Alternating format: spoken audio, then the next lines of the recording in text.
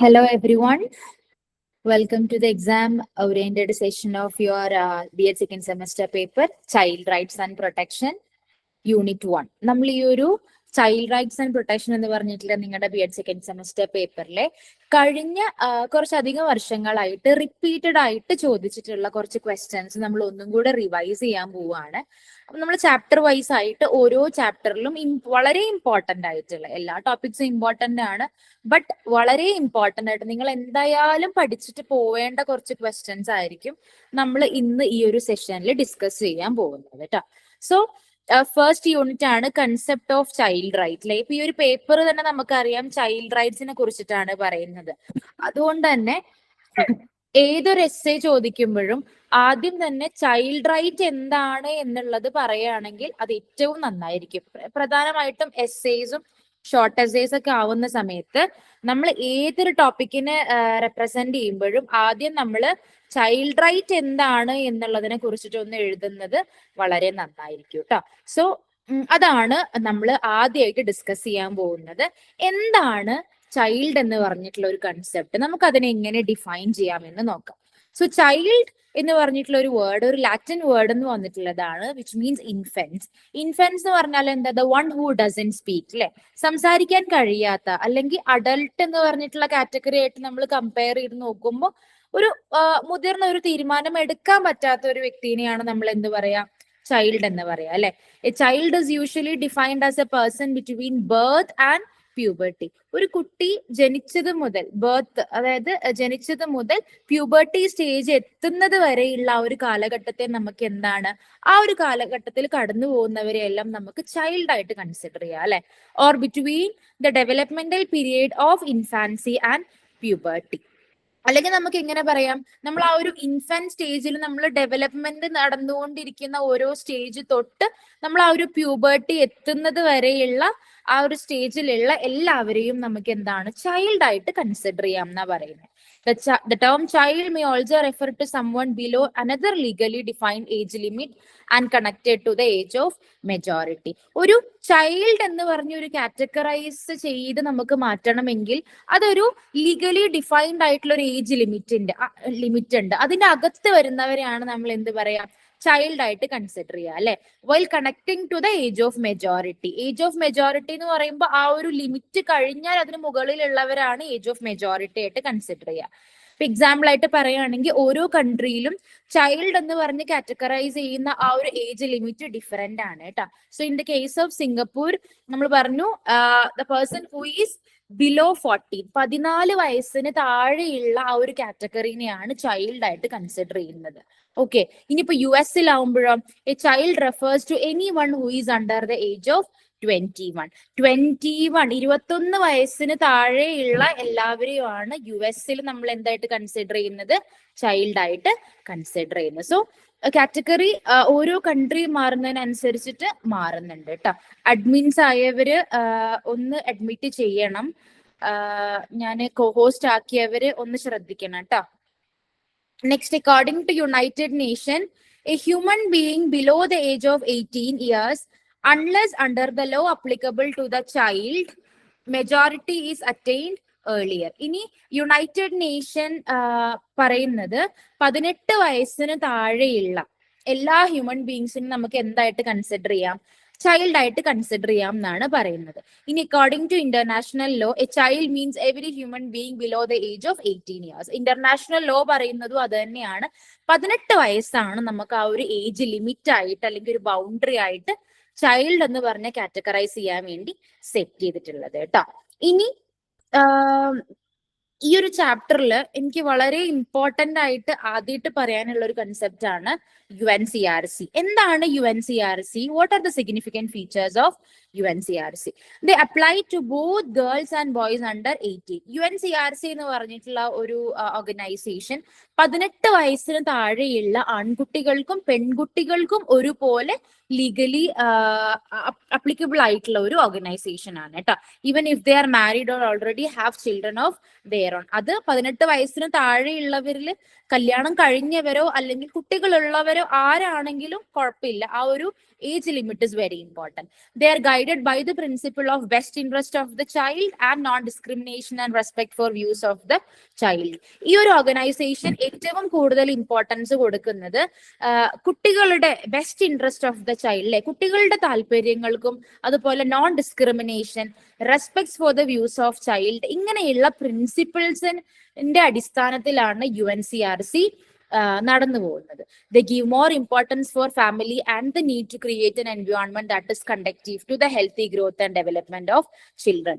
UNCRC ഏറ്റവും important ആയിട്ട് കാണുന്നത് കുട്ടികൾക്ക് വളരെ പോസിറ്റീവായിട്ട് വളരാൻ സാധിക്കുന്ന തരത്തിലുള്ള ഒരു എൻവയോൺമെന്റ് പ്രൊവൈഡ് ചെയ്യുന്ന ഫാമിലിക്കാണ് ഇമ്പോർട്ടൻസ് കൊടുക്കുന്നത്. അങ്ങനെയുള്ള ഒരു പോസിറ്റീവ് എൻവയോൺമെന്റിൽ വളരുമ്പോൾ മാത്രമാണ് ഏതൊരു കുട്ടിക്കും ഒരു ഹെൽത്തി ഗ്രോത്തും അതുപോലെ നല്ലൊരു ഡെവലപ്മെന്റും ഉണ്ടാവുകയുള്ളൂ എന്നാണ് UNCRC പറയുന്നത്.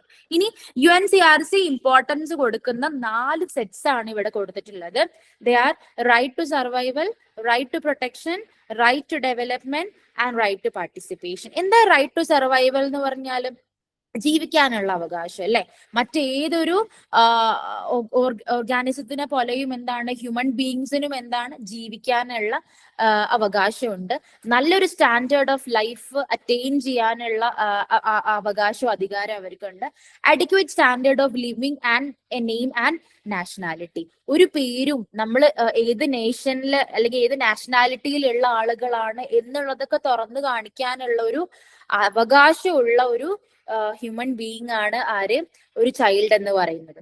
Next is right to protection അല്ലെ. എല്ലാ കൈൻഡ് ഓഫ് എക്സ്പ്ലോയിറ്റേഷൻ ലൈക്ക് അബ്യൂസുകളിൽ നിന്നും ബാക്കി നെഗ്ലക്ഷനിൽ നിന്നും എല്ലാ ഒരു എമർജൻസി സിറ്റുവേഷനിൽ നിന്നും ഒക്കെ പ്രൊട്ടക്റ്റഡ് ആവേണ്ട ഒരു കാറ്റഗറിയാണ് ചൈൽഡ് എന്നുള്ളത്. Next is right to development അല്ലെ. We all have the right to education. പ്രത്യേകിച്ച് 6 മുതൽ 14 വയസ്സ് വരെയുള്ള കുട്ടികൾക്ക് ഫ്രീ ആൻഡ് കമ്പൽസറി എഡ്യൂക്കേഷൻ കൊടുക്കണം എന്നാണ് നിയമം പറയുന്നത് അല്ലെ. സോ എല്ലാ കുട്ടികൾക്കും അവരത് ഏത് കാറ്റഗറി ആയിക്കോട്ടെ, എന്ത് കാസ്റ്റോ വാട്ട് എവർ ഇറ്റ് ഈസ്, അതൊന്നും അല്ല, എല്ലാവർക്കും ഈക്വലി എഡ്യൂക്കേഷൻ ലഭിക്കാനുള്ള റൈറ്റ് ഉണ്ട്. Okay, right to social security and the right to leisure and cultural activity. എല്ലാ കൈൻഡ് ഓഫ് ലീഷർ അല്ലെ, നമുക്ക് സന്തോഷം വരുന്ന, നമ്മൾ ചെയ്യാൻ ആഗ്രഹിക്കുന്ന കാര്യങ്ങൾ ചെയ്യാനും അതിലെല്ലാം പാർട്ടിസിപ്പേറ്റ് ചെയ്യാനും നമ്മുടെ സന്തോഷങ്ങൾ അനുസരിച്ചിട്ട് ജീവിക്കാനും ഉള്ള എല്ലാ റൈറ്റ്സും എല്ലാ ഹ്യൂമൻ ബീയിങ്സിനും ഉണ്ട്. Next is right to participation. This include right to respect for views of the child. കുട്ടികളുടെ വ്യൂസിനെ മനസ്സിലാക്കാനും അത് റെസ്പെക്ട് ചെയ്യേണ്ട ആവശ്യം വളരെ ഇമ്പോർട്ടന്റ് ആണ് അല്ലെ. Right to freedom of expression. നമുക്ക് തുറന്നു കാണിക്കാനുള്ള കാര്യങ്ങൾ, നമുക്ക് പറയാനുള്ള കാര്യങ്ങൾ തുറന്നു പറയാനും, നമ്മുടെ തോട്ട്സിനെ എല്ലാം തുറന്നു പറയാനും, നമ്മുടെ ഐഡിയാസ് ആൻഡ് എക്സ്പ്രഷൻസിനെ എല്ലാം തുറന്നു കാണിക്കാനുള്ള റൈറ്റ് ഉണ്ട്. സോ ഈ 4 സെറ്റ്സ് ഓഫ് റൈറ്റ്സ് ആണ് UNCRC ഏറ്റവും കൂടുതൽ ഇമ്പോർട്ടൻസ് കൊടുക്കുന്നത്. Okay, next is coming to the child rights in India. ഇനി ഇന്ത്യയിൽ നമ്മൾ ചൈൽഡ് റൈറ്റ്സിനെ കുറിച്ചിട്ടാണ് കൂടുതലായിട്ട് ഡിസ്കസ് ചെയ്യാൻ പോകുന്നത്. വളരെ ഇമ്പോർട്ടന്റ് ആയിട്ടുള്ള ഒരു ടോപ്പിക്കാണ്. എസ്സേസ് ഒക്കെ എഴുതുന്ന സമയത്ത് നമുക്ക് സ്റ്റാർട്ടിംഗ് ആയിട്ട് ഒരു ഇൻട്രൊഡക്ഷൻ പോലെ കൊടുക്കാവുന്നതാണ് കേട്ടോ. ഇനി right to free and compulsory elementary education for all children under the age group 6 to 14. ഇത് ഇന്ത്യയിലെ കോൺസ്റ്റിറ്റ്യൂഷൻ നിയമം പ്രകാരം ഉള്ളതാണ്. 6 വയസ്സ് മുതൽ 14 വയസ്സ് വരെ ഏജ് കാറ്റഗറിയിലുള്ള കുട്ടികൾക്ക് free and compulsory elementary education ലഭിക്കാനുള്ള റൈറ്റ് ഉണ്ട്. Right to be protected from any hazardous employment till the age of 14 years. 14 വയസ്സ് വരെ ഒരു തരത്തിലുള്ള ഹസാർഡസ് ആയിട്ടുള്ള എംപ്ലോയ്മെന്റ്, ഒരു തരത്തിലുള്ള ജോലികൾക്കും പോവേണ്ട ആവശ്യം കുട്ടികൾക്കില്ല. Okay, so they all are protected from all those hazardous employment. Right to be protected from being abused. പല കൈൻഡ് ഓഫ് അബ്യൂസുകൾ ഉണ്ട് അല്ലെ, നമ്മൾ അതൊക്കെ ഡിസ്കസ് ചെയ്യും. Physical abuse, emotional abuse, online abuse. So ഇങ്ങനെയുള്ള ഒരു കൈൻഡ് ഓഫ് അബ്യൂസുകളിൽ കുട്ടികൾ പെടാൻ പാടില്ല. അതിൽ നിന്നും എല്ലാം പ്രൊട്ടക്ട് ചെയ്യണം എന്നാണ് ഇന്ത്യൻ നിയമം പറയുന്നത്. Right to equal opportunities and facilities to develop a healthy manner of freedom and dignity. എല്ലാ കുട്ടികൾക്കും ഈക്വൽ ഓപ്പർച്യൂണിറ്റി പ്രൊവൈഡ് ചെയ്യണമെന്നും ഫുൾ ഫ്രീഡം ആൻഡ് ഡിഗ്നിറ്റി അവരുടെ ഒരു നല്ലൊരു ഹെൽത്തി മാനർ ഡെവലപ്പ് ചെയ്യാൻ വളരെ എന്താ പറയാ ആവശ്യമുള്ള കാര്യമാണെന്നാണ് ഇന്ത്യൻ കോൺസ്റ്റിറ്റ്യൂഷൻ പറഞ്ഞിട്ടുള്ളത്. Right to equality and right against discrimination. ഒരു തരത്തിലുള്ള ഡിസ്ക്രിമിനേഷനും കുട്ടികൾക്കെതിരെ ഉണ്ടാവാൻ പാടില്ല അല്ലെ. And every child is equal. എല്ലാ കുട്ടികൾക്കും ഈക്വാലിറ്റി പ്രൊവൈഡ് ചെയ്യേണ്ടതും വളരെ ഇമ്പോർട്ടന്റ് ആണ്. ഓക്കെ, നെക്സ്റ്റ് ഇനി എനിക്ക് ഈ ഒരു 1 second.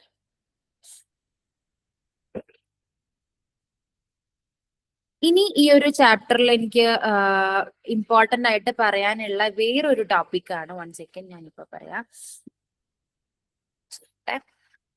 Okay, history of child rights in Tamil Nadu and India. This is one of the very important another topic ആണ്. എസ്പെഷ്യലി ഇന്ത്യയിൽ തമിഴ്നാട് പോലെയുള്ള ഒരു സംസ്ഥാനത്ത് ചൈൽഡ് റൈറ്റ്സിന്റെ ഇമ്പോർട്ടൻസ് എത്രത്തോളം ഉണ്ട്, അല്ലെങ്കിൽ അവരുടെ ഒരു ഹിസ്റ്ററി എങ്ങനെയാണ് എന്നുള്ള കാര്യം എസ് എ ആയിട്ടൊക്കെ ചോദിക്കാൻ വളരെ ചാൻസ് കൂടുതലാണ് കേട്ടോ. So Tamil Nadu recognises every child has equal rights for learning, knowledge and education.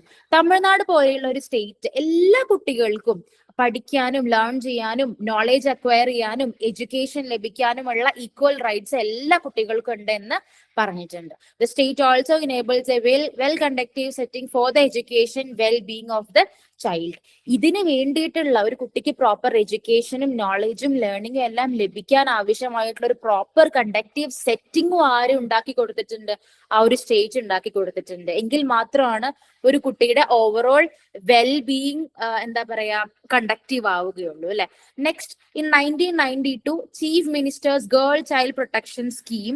ഈ ഒരു സ്കീം പറയുന്നത് the scheme aimed at preventing gender discrimination by empowering and protecting rights of a girl child through direct investment from the government. ഇത് 1992 chief minister കൊണ്ടുവന്നിട്ടുള്ള ഒരു സ്കീമാണ് കേട്ടോ. Especially girl ചൈൽഡിനെ protect ചെയ്യുക എന്നുള്ളതാണ് ഈ ഒരു സ്കീമിന്റെ പ്രധാനമായിട്ടുള്ള ടാർഗറ്റ്. ഗേൾസിനെ കുറച്ചും കൂടെ എംപവർ ചെയ്യുക, ജെൻഡർ ഡിസ്ക്രിമിനേഷൻസ് ഇല്ലാതിരിക്കുക, ഇനി എല്ലാ തരത്തിലുള്ള എക്സ്പ്ലോയിറ്റേഷനിൽ നിന്നും ഗേൾസിനെ പ്രൊട്ടക്ട് ചെയ്യുക എന്നുള്ള ഒരു താല്പര്യ പ്രകാരം കൊണ്ടുവന്നിട്ടുള്ള ഒരു സ്കീമാണ്. ഇതിന് വേണ്ടിയിട്ട് ഡയറക്റ്റ് ആയിട്ടുള്ള ഇൻവെസ്റ്റ്മെന്റും ഗവൺമെന്റ് കൊണ്ടുവന്നിട്ടുണ്ട്. ഇനി ഈ ഒരു സ്കീമിന്റെ പ്രധാനമായിട്ടുള്ള ടാർഗറ്റ് എന്ന് പറഞ്ഞാൽ to enroll girl child in school and to ensure her education at least up to intermediate level. എല്ലാ പെൺകുട്ടികളെയും സ്കൂളിൽ എൻറോൾ ചെയ്യുക, അതുപോലെ തന്നെ അറ്റ്ലീസ്റ്റ് ഇന്റർമീഡിയറ്റ് ലെവൽ വരെയെങ്കിലും അവരുടെ എഡ്യൂക്കേഷൻ എൻഷുർ ചെയ്യുക, അവർ കിട്ടുന്നുണ്ട് എന്നുള്ളത്. അതാണ് one of the target. Next one is encourage girls to get married only after the age of 18 years. 18 വയസ്സിന് മുകളിൽ മാത്രം ആണ് കുട്ടികളെ മാരേജ് അല്ലെങ്കിൽ മാരീഡ് ലൈഫിലോട്ട് പോവാൻ വേണ്ടിയുള്ള ഒരു എൻകറേജ്മെന്റ് പ്രൊവൈഡ് ചെയ്യുക. വിച്ച് മീൻസ് 18 വയസ്സ് വരെ മാരേജ് അലൗഡ് അല്ല. Encourage parents to have the family plan with 2 girl children.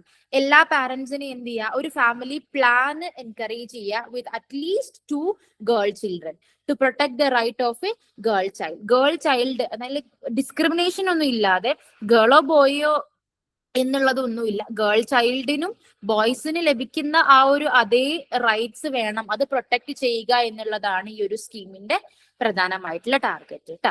ഇനി അതുപോലെ തന്നെ 1994 തമിഴ്നാട് കമ്പൽസറി എഡ്യൂക്കേഷൻ ആക്ട് കൊണ്ടുവന്നിട്ടുണ്ടായിരുന്നു.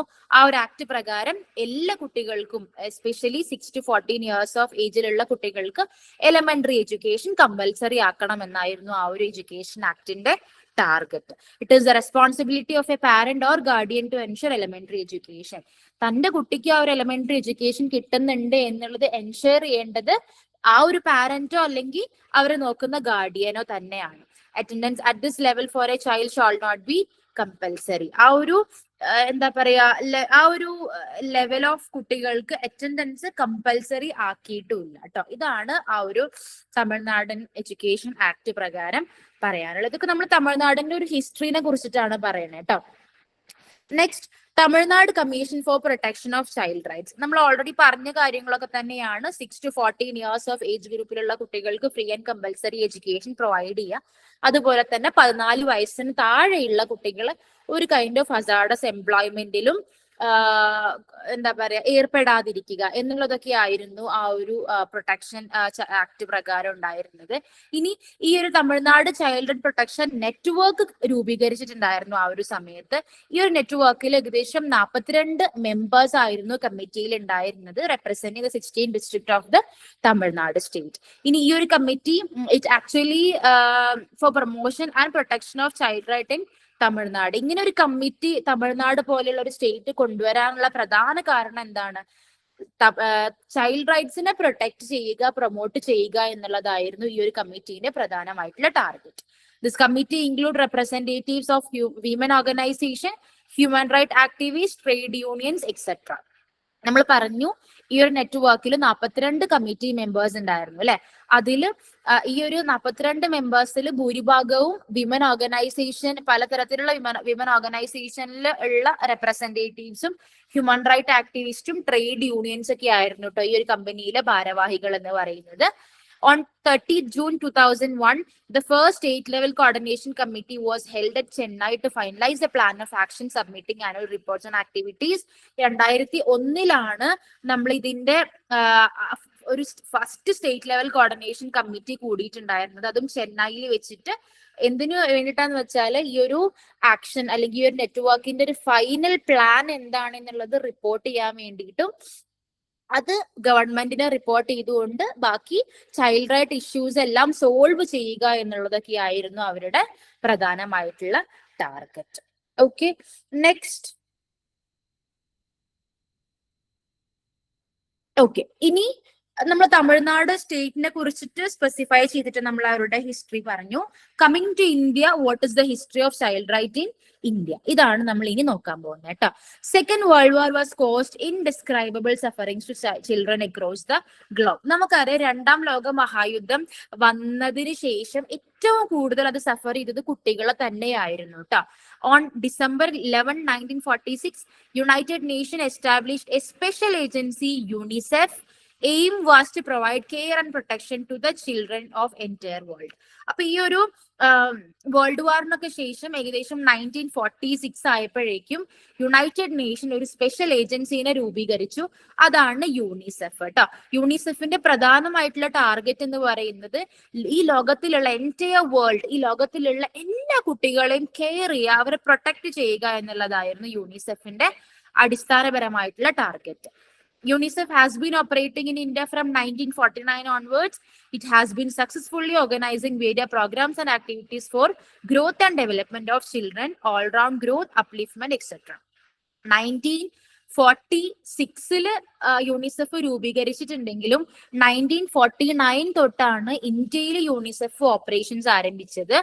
അന്ന് തൊട്ട് ഇന്ന് വരെ സക്സസ്ഫുൾ ആയിട്ട് വേരിയസ് പ്രോഗ്രാംസ് കണ്ടക്ട് ചെയ്യാനും കുട്ടികളുടെ ഗ്രോത്ത് ആൻഡ് ഡെവലപ്മെന്റിന് വേണ്ടിയിട്ടുള്ള ആക്ടിവിറ്റീസ് കൊണ്ടുവരാനും കുട്ടികളുടെ ഓൾറൗണ്ട് ഗ്രോത്ത്, അവരുടെ അപ്ലീഫ്മെന്റ്, കോൺസ്റ്റന്റ് പാർട്ടിസിപ്പേഷൻ, ഇതെല്ലാം ജെൻഡർ ബേസ്ഡ് ആയിട്ടുള്ള ഡിസ്ക്രിമിനേഷൻസ് ഒക്കെ, ഇനിക്വാളിറ്റീസ് ഇല്ലാതാക്കുക, പ്രിവെന്റ് ചെയ്യുക, റെഡ്യൂസ് ചെയ്യുക, ഈ കാര്യങ്ങളിലെല്ലാം വളരെ നല്ല രീതിയിലുള്ള പ്രോഗ്രാംസ് ആൻഡ് ആക്ടിവിറ്റീസ് യൂണിസെഫിന് കൊണ്ടുവരാൻ സാധിച്ചിട്ടുണ്ട്.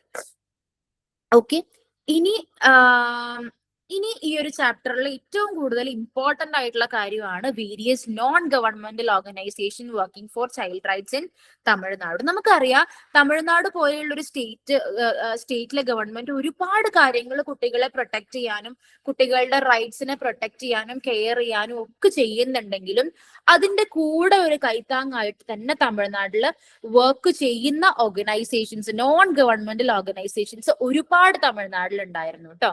സോ അവരൊരു വോളണ്ടറി ഗ്രൂപ്പ് അല്ലെങ്കിൽ ഒരു ഇൻസ്റ്റിറ്റ്യൂഷൻ ആണ്. അവർക്ക് നല്ലൊരു സോഷ്യൽ മിഷനോട് കൂടെയാണ് ഗവൺമെന്റിന്റെ കൂടെ ഇങ്ങനെയുള്ള നോൺ ഗവൺമെന്റൽ ഓർഗനൈസേഷൻസ് തമിഴ്നാട്ടിൽ വർക്ക് ചെയ്യുന്നത്.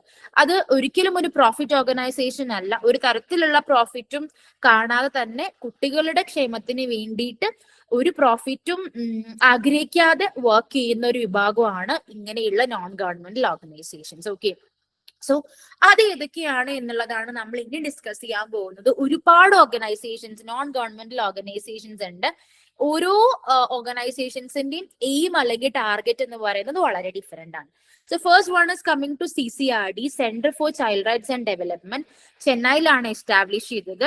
ഇതില് ഈ ഒരു ട്രസ്റ്റിയിൽ ഏകദേശം 5 മെമ്പേഴ്സ് ആണ് ഉണ്ടായിരുന്നത്. എല്ലാവരും നല്ല വെൽ എക്സ്പീരിയൻസ്ഡ് ആയിട്ടുള്ള ഹ്യൂമൻ റൈറ്റ്സിൽ എക്സ്പേർട്ടൈസ് ആയിട്ടുള്ള ആളുകളാണ് ഉണ്ടായിരുന്നത് കേട്ടോ. Next one is coming to the next organisation, the hand in hand.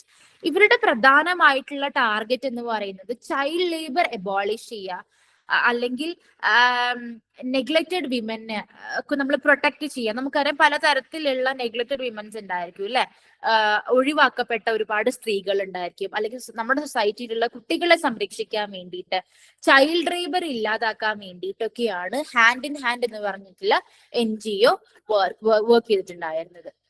Coming to the Eureka Child, provides quality education to the kids belonging to weaker section of the society. Eureka Child എന്ന് പറയുന്നത് മറ്റൊരു non governmental organisation ആണ്.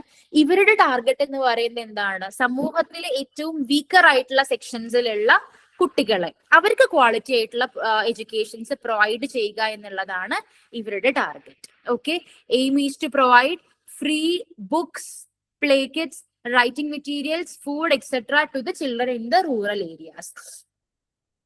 നമുക്കറിയാം urban ഏരിയാസിലുള്ള കുട്ടികൾക്ക് എല്ലാ തരത്തിലുള്ള ആക്സസും വളരെ എളുപ്പമായിരിക്കും.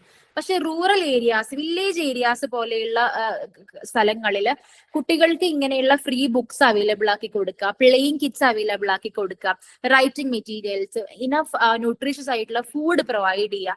ഇതൊക്കെയായിരുന്നു ഈ ഒരു ഓർഗനൈസേഷന്റെ പ്രധാനമായിട്ടുള്ള എയിം. അതുപോലെ തന്നെ തമിഴ്, ഇംഗ്ലീഷ്, മാത്സ്, സയൻസ് പോലെയുള്ള സബ്ജക്ട്സിൽ ഒരു എക്സ്ട്രാ ട്രെയിനിങ് കുട്ടികൾക്ക് പ്രൊവൈഡ് ചെയ്യുകയായിരുന്നു ഈ ഒരു യുറേക്ക ചൈൽഡ് എന്ന് പറഞ്ഞിട്ടുള്ള ഓർഗനൈസേഷന്റെ target. Coming to next non-governmental organization, Shri Shakti trust. ഇതും തമിഴ്നാട്ടിൽ ഉള്ള ഒരു NGO ആണ്. ഇവരുടെ മോട്ടീവ് എന്ന് പറഞ്ഞാൽ എന്താണ്? To create consciousness among the rural public about physical cleanliness and the importance of education. നമ്മുടെ സൊസൈറ്റീന്റെ, പ്രത്യേകിച്ച് റൂറൽ ഏരിയാസിൽ താമസിക്കുന്ന പബ്ലിക് ആളുകൾക്ക് ഫിസിക്കൽ ക്ലെൻലിനെസിന്റെ ഇമ്പോർട്ടൻസും എഡ്യൂക്കേഷന്റെ ഇമ്പോർട്ടൻസും എല്ലാം മനസ്സിലാക്കി കൊടുക്കുക, അല്ലെങ്കിൽ അതിലൊരു മൂവ് നടത്തുക എന്നുള്ളതായിരുന്നു ശ്രീ ശക്തി ട്രസ്റ്റിന്റെ പ്രധാനമായിട്ടുള്ള motto. Coming to the next NGO, Kakkum കരങ്ങൾ, located in Chennai, Tamil Nadu. Main aim is to provide refuge to old persons and street children and provide medical support and care. പ്രായമായ ആളുകൾക്കും അതുപോലെ തന്നെ തെരുവിൽ അലഞ്ഞു തിരിഞ്ഞ് നടക്കുന്ന കുട്ടികൾക്കൊക്കെ medical support and care provide ചെയ്യുക എന്നുള്ളതായിരുന്നു കാക്കും കരങ്ങൾ എന്ന് പറഞ്ഞിട്ടുള്ള NGOന്റെ പ്രധാനമായിട്ടുള്ള ടാർഗറ്റ്. സോ ഒരുപാട് NGOs തമിഴ്നാട്ടിൽ വർക്ക് ചെയ്യുന്നുണ്ട്. ഓരോ NGO ഓർഗനൈസേഷൻസിന്റെയും എയിം, അവരുടെ മോട്ടോ എന്ന് പറയുന്നത് ഡിഫറെന്റ് ആണ് കേട്ടോ. നമ്മൾ കമ്മിങ് ടു കുറച്ചുകൂടെ ഇന്ത്യയിൽ വർക്ക് ചെയ്യുന്ന NGOസിനെ കുറിച്ചിട്ടാണ് നെക്സ്റ്റ് ഇനി ഡിസ്കസ് ചെയ്യാൻ പോകുന്നത്. First one save the child അല്ലെങ്കിൽ സേവ് ദ ചിൽഡ്രൻ അല്ലെ. കുട്ടികളെ എന്താണ്? ദേ believe that every child deserves the best chance for A bright future. എല്ലാ കുട്ടികൾക്കും നല്ലൊരു ലേണിംഗ് എൻവയോൺമെന്റും ഒരു പോസിറ്റീവ് എൻവയോൺമെന്റും നല്ലൊരു ബ്രൈറ്റ് ഫ്യൂച്ചർ ലഭിക്കാനുള്ള അവർ ഡിസേർവിംഗ് ആണ് അല്ലെ. എല്ലാ കുട്ടികളും ഈക്വൽ ചാൻസ് ഉള്ളവരാണ്. എല്ലാവർക്കും നല്ല ബ്രൈറ്റ് ഫ്യൂച്ചർ ലഭിക്കാൻ ഡിസേർവിംഗ് ആയിട്ടുള്ള കുട്ടികളാണ്. They run programs in the remotest corners of India and urban areas to provide quality education and health care. Save the children എന്ന് പറഞ്ഞിട്ടുള്ള നോൺ ഗവൺമെന്റൽ ഓർഗനൈസേഷൻ പ്രധാനമായിട്ടും ഇന്ത്യയിലുള്ള റിമോട്ട് കോർണേഴ്സിൽ അല്ലെ, നമുക്ക് എത്തിപ്പെടാൻ കുറച്ച് ബുദ്ധിമുട്ടായിട്ടുള്ള കോർണേഴ്സിൽ, അല്ലെങ്കിൽ ഇങ്ങനെയുള്ള എഡ്യൂക്കേഷൻ പരമായിട്ടൊക്കെ കുറച്ച് പുറകിൽ നിൽക്കുന്ന ഏരിയാസിൽ ആണ് ഏറ്റവും കൂടുതൽ ഈ ഒരു ഓർഗനൈസേഷൻ ഇമ്പോർട്ടൻസ് കൊടുത്തിട്ടുണ്ടായിരുന്നത്. അവിടെയുള്ള ഇങ്ങനെയുള്ള റിമോട്ട് ഏരിയാസിൽ ക്വാളിറ്റി എഡ്യൂക്കേഷൻ പ്രൊവൈഡ് ചെയ്യുക, ഹെൽത്ത് കെയർ സപ്പോർട്ട് പ്രൊവൈഡ് ചെയ്യുക, കുട്ടികളെ പല കൈൻഡ് ഓഫ് ഹാം ആൻഡ് അബ്യൂസിൽ നിന്നും പ്രൊട്ടക്ട് ചെയ്യുക എന്നുള്ളതൊക്കെയായിരുന്നു ഈ ഒരു ഓർഗനൈസേഷന്റെ target. Coming to the next, CRY, that is child right and you. ഈ ഒരു ഓർഗനൈസേഷന്റെ പ്രധാനമായിട്ടുള്ള ഇമ്പോർട്ടന്റ് ടാർഗറ്റ് എന്ന് പറയുന്നത് എല്ലാ കുട്ടികളുടെയും ചൈൽഡ്ഹുഡ് അല്ലെ, എന്താ പറയാ, നമ്മുടെയൊക്കെ കുട്ടിക്കാലം ഭയങ്കര ഹാപ്പി ആക്കുക, ഹെൽത്തി ആക്കുക, ഒരു ക്രിയേറ്റീവ് ചൈൽഡ്ഹുഡ് കൊണ്ടുവരിക എന്നുള്ളതായിരുന്നു ക്രൈ എന്ന് പറഞ്ഞിട്ടുള്ള ഓർഗനൈസേഷന്റെ മോട്ടോ. അതുപോലെ free and compulsory education, quality education provide ചെയ്യുക, primary health care supporting system കൊടുക്കുക. They also work for reduced rate for child malnutrition, like nutritious ആയിട്ടുള്ള ഫുഡ് പ്രൊവൈഡ് ചെയ്യുക, മാൽന്യൂട്രീഷൻ ഇല്ലാതിരിക്കാനുള്ള ഒരുപാട് കാര്യങ്ങൾ എല്ലാം നോക്കുക. ഇതൊക്കെയായിരുന്നു ക്രൈ എന്ന് പറഞ്ഞിട്ടുള്ള ഓർഗനൈസേഷന്റെ main target. Okay, coming to the next target, next organization, CHF Child Help Foundation, ഇന്ത്യയിൽ വർക്ക് ചെയ്യുന്ന മറ്റൊരു NGO ആണ്. Their focus is more on medical emergency support for child, quality education, access to clean water and sanitization and zero hunger. Child Help Foundation എന്ന് പറഞ്ഞിട്ടുള്ള ഓർഗനൈസേഷന്റെ they were focusing on medical support. കുട്ടികൾക്ക് medical support provide ചെയ്യുക, നല്ല quality education കൊടുക്കുക, clean water available ആക്കി കൊടുക്കുക, zero ഹങ്കറിലെ ഒരു കുട്ടിയും പട്ടിണി വന്ന് അല്ലെങ്കിൽ എന്താ പറയാ വിശന്ന് മരിക്കാതിരിക്കുക എന്നുള്ളതായിരുന്നു ഈ ഒരു ഓർഗനൈസേഷന്റെ target. Focus more on eradicating hunger, detection and treatment of malnutrition. ഇത് തന്നെ ലൈക്ക് പ്രധാനമായിട്ടും സീറോ ഹങ്കർ ഇല്ലാതാക്കുക. സോ ഹങ്കർ എന്ന് പറഞ്ഞിട്ടുള്ള ഒരു പ്രോബ്ലം തന്നെ ഇറാഡിക്കേറ്റ് ചെയ്യുക, തുടച്ചു മാറ്റുക എന്നുള്ളതായിരുന്നു CHFന്റെ ഫോക്കസ് അല്ലെങ്കിൽ അവരുടെ motto. Next coming to the next NGO, smile foundation. ഓരോ ഓർഗനൈസേഷൻസിനും ഡിഫറെന്റ് ആയിട്ടുള്ള ടാർഗറ്റ്സ് ആൻഡ് മോട്ടോസ് ആയിരുന്നു ഉണ്ടായിരുന്നത് കേട്ടോ. ബേസിക് ആയിട്ടും എല്ലാവരും ഒരേപോലെ ഇമ്പോർട്ടൻസ് കൊടുക്കുന്നത് എന്തിനായിരുന്നു? ക്വാളിറ്റി എഡ്യൂക്കേഷൻ പ്രൊവൈഡ് ചെയ്യുക, കുട്ടികളെ എല്ലാ കൈൻഡ് ഓഫ് ഹാം ആൻഡ് അബ്യൂസുകളിൽ നിന്നും പ്രൊട്ടക്ട് ചെയ്യുക എന്നുള്ളത് തന്നെയാണ് എല്ലാ ഓർഗനൈസേഷൻസിന്റെയും ഒരു മെയിൻ ടാർഗറ്റ്. സ്മൈൽ ഫൗണ്ടേഷനും അത് തന്നെയായിരുന്നു. എഡ്യൂക്കേഷൻ പ്രൊവൈഡ് ചെയ്യുക, ഹെൽത്ത് കെയർ സപ്പോർട്ട് പ്രൊവൈഡ് ചെയ്യുക, അതുപോലെ തന്നെ വിമൻ എംപവർമെന്റ് കൊണ്ടുവരിക, എസ്പെഷ്യലി സ്ലം ഏരിയാസിലും റിമോട്ട് വില്ലേജസിലും ഒക്കെ വിമൻ എംപവർമെന്റ് കൊണ്ടുവരിക എന്നുള്ളതായിരുന്നു സ്മൈൽ ഫൗണ്ടേഷന്റെ ടാർഗറ്റ്. ഓക്കെ, സോ ഇത്രയും കാര്യങ്ങളാണ് NGOസിനെ കുറിച്ചിട്ട് പറയാനുള്ളത്. Next is coming to the historic treatment of children. This is also very important. കുട്ടികളെ നമ്മുടെ എന്താ പറയാ പരമ്പരാഗതമായിട്ട് എങ്ങനെയാണ് കുട്ടികളെ ട്രീറ്റ് ചെയ്ത് വരുന്നത് എന്നുള്ളത് ഇമ്പോർട്ടന്റ് ആയിട്ടുള്ള ഒരു ടോപ്പിക് ആണ് കേട്ടോ. ഇതിൽ തന്നെ പ്രീ ഇൻഡിപെൻഡൻസിൽ എങ്ങനെയായിരുന്നു കുട്ടികളുടെ ഒരു ജീവിതം, പോസ്റ്റ് ഇൻഡിപെൻഡൻസിൽ കുട്ടികളുടെ ആ ഒരു കാലഘട്ടം എങ്ങനെയായിരുന്നു എന്നുള്ളതും വളരെ ഇമ്പോർട്ടന്റ് ആണ്. പല ക്വസ്റ്റ്യൻ പേപ്പേഴ്സിലും ഞാനത് സ്പെസിഫിക് ആയിട്ട് ചോദിച്ച് കണ്ടിട്ടുണ്ട്. Okay, history of the children in pre independence and post independence എറ. Okay, so the emergency of child right is mainly associated with issues of social justice, non-discrimination, equality and empowerment. പ്രധാനമായിട്ടും ഈ കുട്ടികളുടെ child റൈറ്റ്സിനെ നമ്മൾ ഇത്ര ഒരു focus അല്ലെങ്കിൽ ഇങ്ങനെ ഇത്രത്തോളം ഒരു എമർജൻസി ആയിട്ട് ഈ ഒരു കേസ് വരാനുള്ള കാരണം നമ്മുടെ സമൂഹത്തിൽ പലതരത്തിലുള്ള സോഷ്യൽ ജസ്റ്റിസ് പ്രോബ്ലംസും നോൺ ഡിസ്ക്രിമിനേഷനും ഈക്വാളിറ്റി പ്രോബ്ലംസും എല്ലാം വന്നു തുടങ്ങിയതിന് ശേഷമാണ് ചൈൽഡ് റൈറ്റ്സിന്റെ ഇമ്പോർട്ടൻസ് ഇത്രത്തോളം കൂടി വന്നത്. Government along with many other institutions like UNICEF has been tirelessly working in formulation and implementation of policies for protection and overall growth of children in India. അപ്പൊ അതുകൊണ്ട് തന്നെ അന്ന് തൊട്ട് മുതൽ ഗവൺമെന്റ് അതുപോലെ തന്നെ ഗവൺമെന്റിന്റെ കൂടെ തന്നെ യൂണിസെഫ് പോലെയുള്ള ഓർഗനൈസേഷൻസും രാപകലില്ലാതെ കഷ്ടപ്പെട്ടിട്ടാണ് ചൈൽഡ് റൈറ്റ്സിന്റെ പോളിസീസും അല്ലെങ്കിൽ ചൈൽഡ് റൈറ്റ് പ്രൊട്ടക്ഷനെ എത്ര ഫോർമുലേറ്റ് ചെയ്യാനും ഇംപ്ലിമെന്റ് ചെയ്യാനുള്ള കാര്യങ്ങൾ അത്രയും ഇവരുടെ ടയർലെസ് എഫേർട്ടിന്റെ കാരണവശാലാണ് ഓവറോൾ ഇന്ത്യയിൽ ഇത്രത്തോളം ഇമ്പോർട്ടൻസ് വന്നത് കേട്ടോ. ഇനി treatment of children up to the medieval age നമുക്ക് നോക്കാം. ഒരു 11th to 17th സെഞ്ചുറി കാലഘട്ടങ്ങളിൽ ഇന്ത്യയിൽ എങ്ങനെയായിരുന്നു കുട്ടികളുടെ ജീവിതം എന്നുള്ളത്. എസ്പെഷ്യലി നമ്മുടെ അറബ്സ്, അഫ്ഗാൻസ്, മുഗൾസ് പോലെയുള്ള അറബ് കൺട്രീസിൽ നിന്നുള്ള ആളുകൾ ഇന്ത്യയിലേക്ക് കടന്നു വന്നത് മുതൽ ആ ഒരു കാലഘട്ടത്തിൽ കുട്ടികളെ ഏറ്റവും കൂടുതൽ ബുദ്ധിമുട്ട് അനുഭവിച്ചിട്ടുള്ള ഒരു കാലമായിരുന്നു കേട്ടോ. അത് എസ്പെഷ്യലി ഇന്ത്യയുടെ വെൽത്തിനെയും കൾച്ചറിനെയും ഓവറോൾ ഡാമേജ് ചെയ്യുന്ന തരത്തിലായിരുന്നു ആ ഒരു മിഡീവൽ ഏജിലുള്ള ഒരു ജീവിതം എന്ന് പറയുന്നത്. അപ്പൊ അതിൽ തന്നെ ഏറ്റവും കൂടുതൽ സഫർ ചെയ്തത് കുട്ടികളാണ്. കാരണം അത്രയും വേഴ്സൺ ആയിട്ടുള്ള എക്കണോമിക് കണ്ടീഷൻ ആയിരുന്നു ഇന്ത്യയിൽ ഉണ്ടായിരുന്നത്. ഇനി എസ്പെഷ്യലി റൂറൽ ഏരിയാസിലുള്ള ഫാമിലീസ് ആണ്. കാരണം അവർക്ക് ന്യൂട്രീഷ്യസ് ആയിട്ടുള്ള ഫുഡ് അവൈലബിൾ അല്ല, ബേസിക് ഫെസിലിറ്റീസ് പോലും കുട്ടികൾക്ക് ലഭിക്കാത്ത ഒരു കാലഘട്ടമായിരുന്നു ആ ഒരു സമയം. അപ്പൊ അതുകൊണ്ട് തന്നെ ബേസിക് എഡ്യൂക്കേഷൻ പോലും കുട്ടികൾക്ക് മെല്ലെ ഇല്ലാതാവുക എന്നുള്ള ഒരു പ്രോബ്ലം അന്നുണ്ടായിരുന്നു. ഇനി എഡ്യൂക്കേഷൻ ലഭിക്കുന്നുണ്ടെങ്കിലും അത് ആ ഒരു എലിമെന്ററി എഡ്യൂക്കേഷൻ എന്നൊക്കെ പറയുമ്പോൾ അത് കാസ്റ്റ് ബേസ്ഡ് ആയിട്ട് ഹയർ കാസ്റ്റിലുള്ള ആളുകൾക്കായിരുന്നു ഏറ്റവും കൂടുതൽ പ്രയോറിറ്റി ഉണ്ടായിരുന്നത്. ലൈക്ക് ബ്രാഹ്മിൻസിനും ക്ഷത്രിയാസിനൊക്കെ ആയിരുന്നു, ലൈക്ക് അവരായിരുന്നു ഹയർ കാസ്റ്റിലുള്ള ആളുകള്. അതുകൊണ്ട് തന്നെ ഒരു കാസ്റ്റ് ബേസ്ഡ് ആയിട്ടാണ് എലിമെന്ററി എഡ്യൂക്കേഷൻ പോലും പ്രൊവൈഡഡ് ആയി വന്നിട്ടുണ്ടായിരുന്നത്. ഇനി മുസ്ലിംസിന്റെ കേസിലാണെങ്കിലും അപ്പർ ക്ലാസ് ഫാമിലീസിലുള്ള എസ്പെഷ്യലി ബോയ്സിനായിരുന്നു compared to that of girls basic elementary education ലഭിച്ചിട്ടുണ്ടായിരുന്നത്. കാരണം ഗേൾസിനെ ഒന്നും കൂടി ഒരു ഇൻഫീരിയർ ആയിട്ടാണ് കണ്ടിട്ടുണ്ടായിരുന്നത്. ബോയ്സ് ആണ് സുപ്പീരിയർ പവർ, അവരാണ് ഭാവിയിൽ പല കാര്യങ്ങളും ചെയ്യേണ്ടത്. സോ അവർക്ക് എഡ്യൂക്കേഷൻ ലഭിച്ചോട്ടെ എന്നുള്ള ഒരു മെന്റാലിറ്റി ആയിരുന്നു ആ ഒരു കാലഘട്ടങ്ങളിൽ ഉണ്ടായിരുന്നത്. ഓക്കെ, ഈ treatment of children during the British period of India, ഇനി ബ്രിട്ടീഷ് ഇന്ത്യ ഭരിച്ചിരുന്ന കാലത്തും നമുക്കറിയാം ഏറ്റവും കൂടുതൽ ലോവർ ക്ലാസ് ഫാമിലീസിലുള്ള കുട്ടികളായിരുന്നു പ്രോബ്ലംസ് നേരിട്ടിട്ടുണ്ടായിരുന്നത്.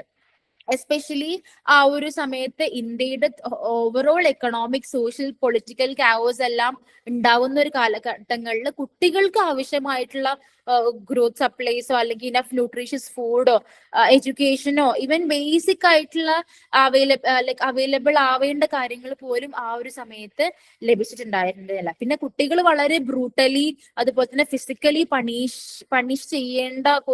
ചെയ്തിട്ടുണ്ടായിരുന്നു ആ ഒരു ബ്രിട്ടീഷ് ഇമ്പീരിയലിസം ഉണ്ടായിരുന്ന സമയത്ത്. സോ കുട്ടികളാണ് ഏറ്റവും കൂടുതൽ ബാക്കി ഏതൊരു ഏജ് കാറ്റഗറിനെ വെച്ച് നോക്കുമ്പോഴും ബുദ്ധിമുട്ടുകൾ ഏറ്റവും കൂടുതൽ അനുഭവിച്ചിട്ടുള്ളത് ആ ഒരു കാലത്തും കുട്ടികളായിരുന്നു. ഇനി coming to the post independent period, നമുക്ക് സ്വാതന്ത്ര്യം ലഭിച്ചതിന് ശേഷം നമുക്കറിയാം മഹാത്മാഗാന്ധി, ഒരുപാട് ഫ്രീഡം ഫൈറ്റേഴ്സ്, ലാല ലജ്പത് റായ്, ലാൽ ബഹദൂർ ശാസ്ത്രി, ഇങ്ങനെയുള്ള ഗ്രേറ്റ് ലീഡേഴ്സിന്റെ ഒരുപാട് ഗ്രേറ്റ് എഫേർട്സ് ആൻഡ് ഇനിഷ്യേറ്റീവ്സ് ഒക്കെ പിന്നീട് വന്നതിന് ശേഷമാണ് ചൈൽഡ് മാരേജ്, ഇല്ലിറ്ററസി അല്ലെങ്കിൽ നെഗ്ലക്ഷൻ ഓഫ് ചിൽഡ്രൻ ഇങ്ങനെയുള്ള പ്രോബ്ലംസിനെ എല്ലാം നേരിട്ടത് ഇങ്ങനെ നമ്മുടെ ലീഡേഴ്സിന്റെ ഗ്രേറ്റ് എഫേർട്സ് കാരണമാണ് കേട്ടോ. ലൈക്ക് ഒരുപാട് സോഷ്യൽ ആക്ഷൻ ആക്ടിവിറ്റീസ് ഇവർ കണ്ടക്ട് ചെയ്തിട്ടുണ്ടായിരുന്നു. അങ്ങനെയാണ് നമ്മുടെ സൊസൈറ്റിയിലുള്ള ഒരു തരത്തിലുള്ള എല്ലാ വീക്ക്നെസ്സുകളും ഓവർകം ചെയ്യാൻ നമ്മുടെ ഇന്ത്യക്ക് സാധിച്ചത്. പിന്നീടാണ് നമുക്കറിയാം ഇന്ത്യൻ കോൺസ്റ്റിറ്റ്യൂഷൻ ഫോർമുലേറ്റ് ചെയ്തതും ചൈൽഡ് റൈറ്റ്സിന് കൂടുതൽ ഇമ്പോർട്ടൻസ് കൊടുത്തുകൊണ്ട് ഒരുപാട് ലോസ് ആൻഡ് പോളിസീസ് ഇംപ്ലിമെന്റ് ചെയ്യുന്നതൊക്കെ പിന്നീടായിരുന്നു കേട്ടോ. For proper structuring and shaping of children's future in India, various laws like Reformatory Schools Act were taken as the initial effective step for creating suitable environment for children to grow and develop. പിന്നീട് Indian constitution formulate ചെയ്തതിന് ശേഷമാണ് പല കാര്യങ്ങളിലും ഒരു proper structuring and shaping കുട്ടികളുടെ കാര്യത്തിൽ actually ഉണ്ടായത്.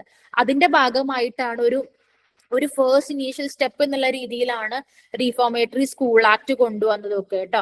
നമുക്കറിയാം കുട്ടികളെ ഇൻ കേസ് എന്തെങ്കിലും ഒരു ക്രൈം ചെയ്ത കുട്ടികളാണെങ്കിൽ അവരെ എല്ലാം റീഫോർമേറ്ററി സ്കൂളുകളിലോട്ടായിരുന്നു അയച്ചിട്ടുണ്ടായിരുന്നത്. അവർക്ക് എക്സ്ട്രാ സ്കിൽസും നോളേജും എല്ലാം പ്രൊവൈഡ് ചെയ്ത് കുട്ടികൾ അതിൽ നിന്നും എല്ലാം പുറത്തു കൊണ്ടുവരിക എന്നുള്ള കൈൻഡ് ഓഫ് ഒരു മോട്ടോ ആയിരുന്നു ഇങ്ങനെയുള്ള ആക്ടുകൾക്ക് ഉണ്ടായിരുന്നത്. സോ പോസ്റ്റ് ഇൻഡിപെൻഡന്റ് പീരിയഡിലാണ് നമ്മുടെ ഗ്രേറ്റ് ഇന്ത്യൻ ലീഡേഴ്സിന്റെ അവരുടെ ഗ്രേറ്റ് എഫേർട്സ് കാരണമാണ് പിന്നീട് കുട്ടികൾക്ക് പലതരത്തിലുള്ള റൈറ്റ്സും കാര്യങ്ങളെല്ലാം ലഭിച്ചിട്ടുണ്ടായിരുന്നത് കേട്ടോ. ഓക്കെ, ഇനി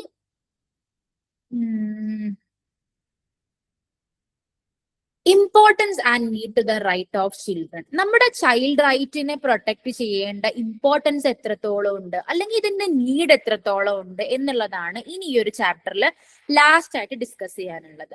so first one is children's R individuals. നമ്മുടെ ബാക്കി സമൂഹത്തിലുള്ള ഏതൊരു കാറ്റഗറിയിലുള്ള ആളുകളെ പോലെ തന്നെ ഈക്വൽ സ്റ്റാറ്റസ് ഉള്ളതാണ് കുട്ടികൾക്കും അല്ലെ.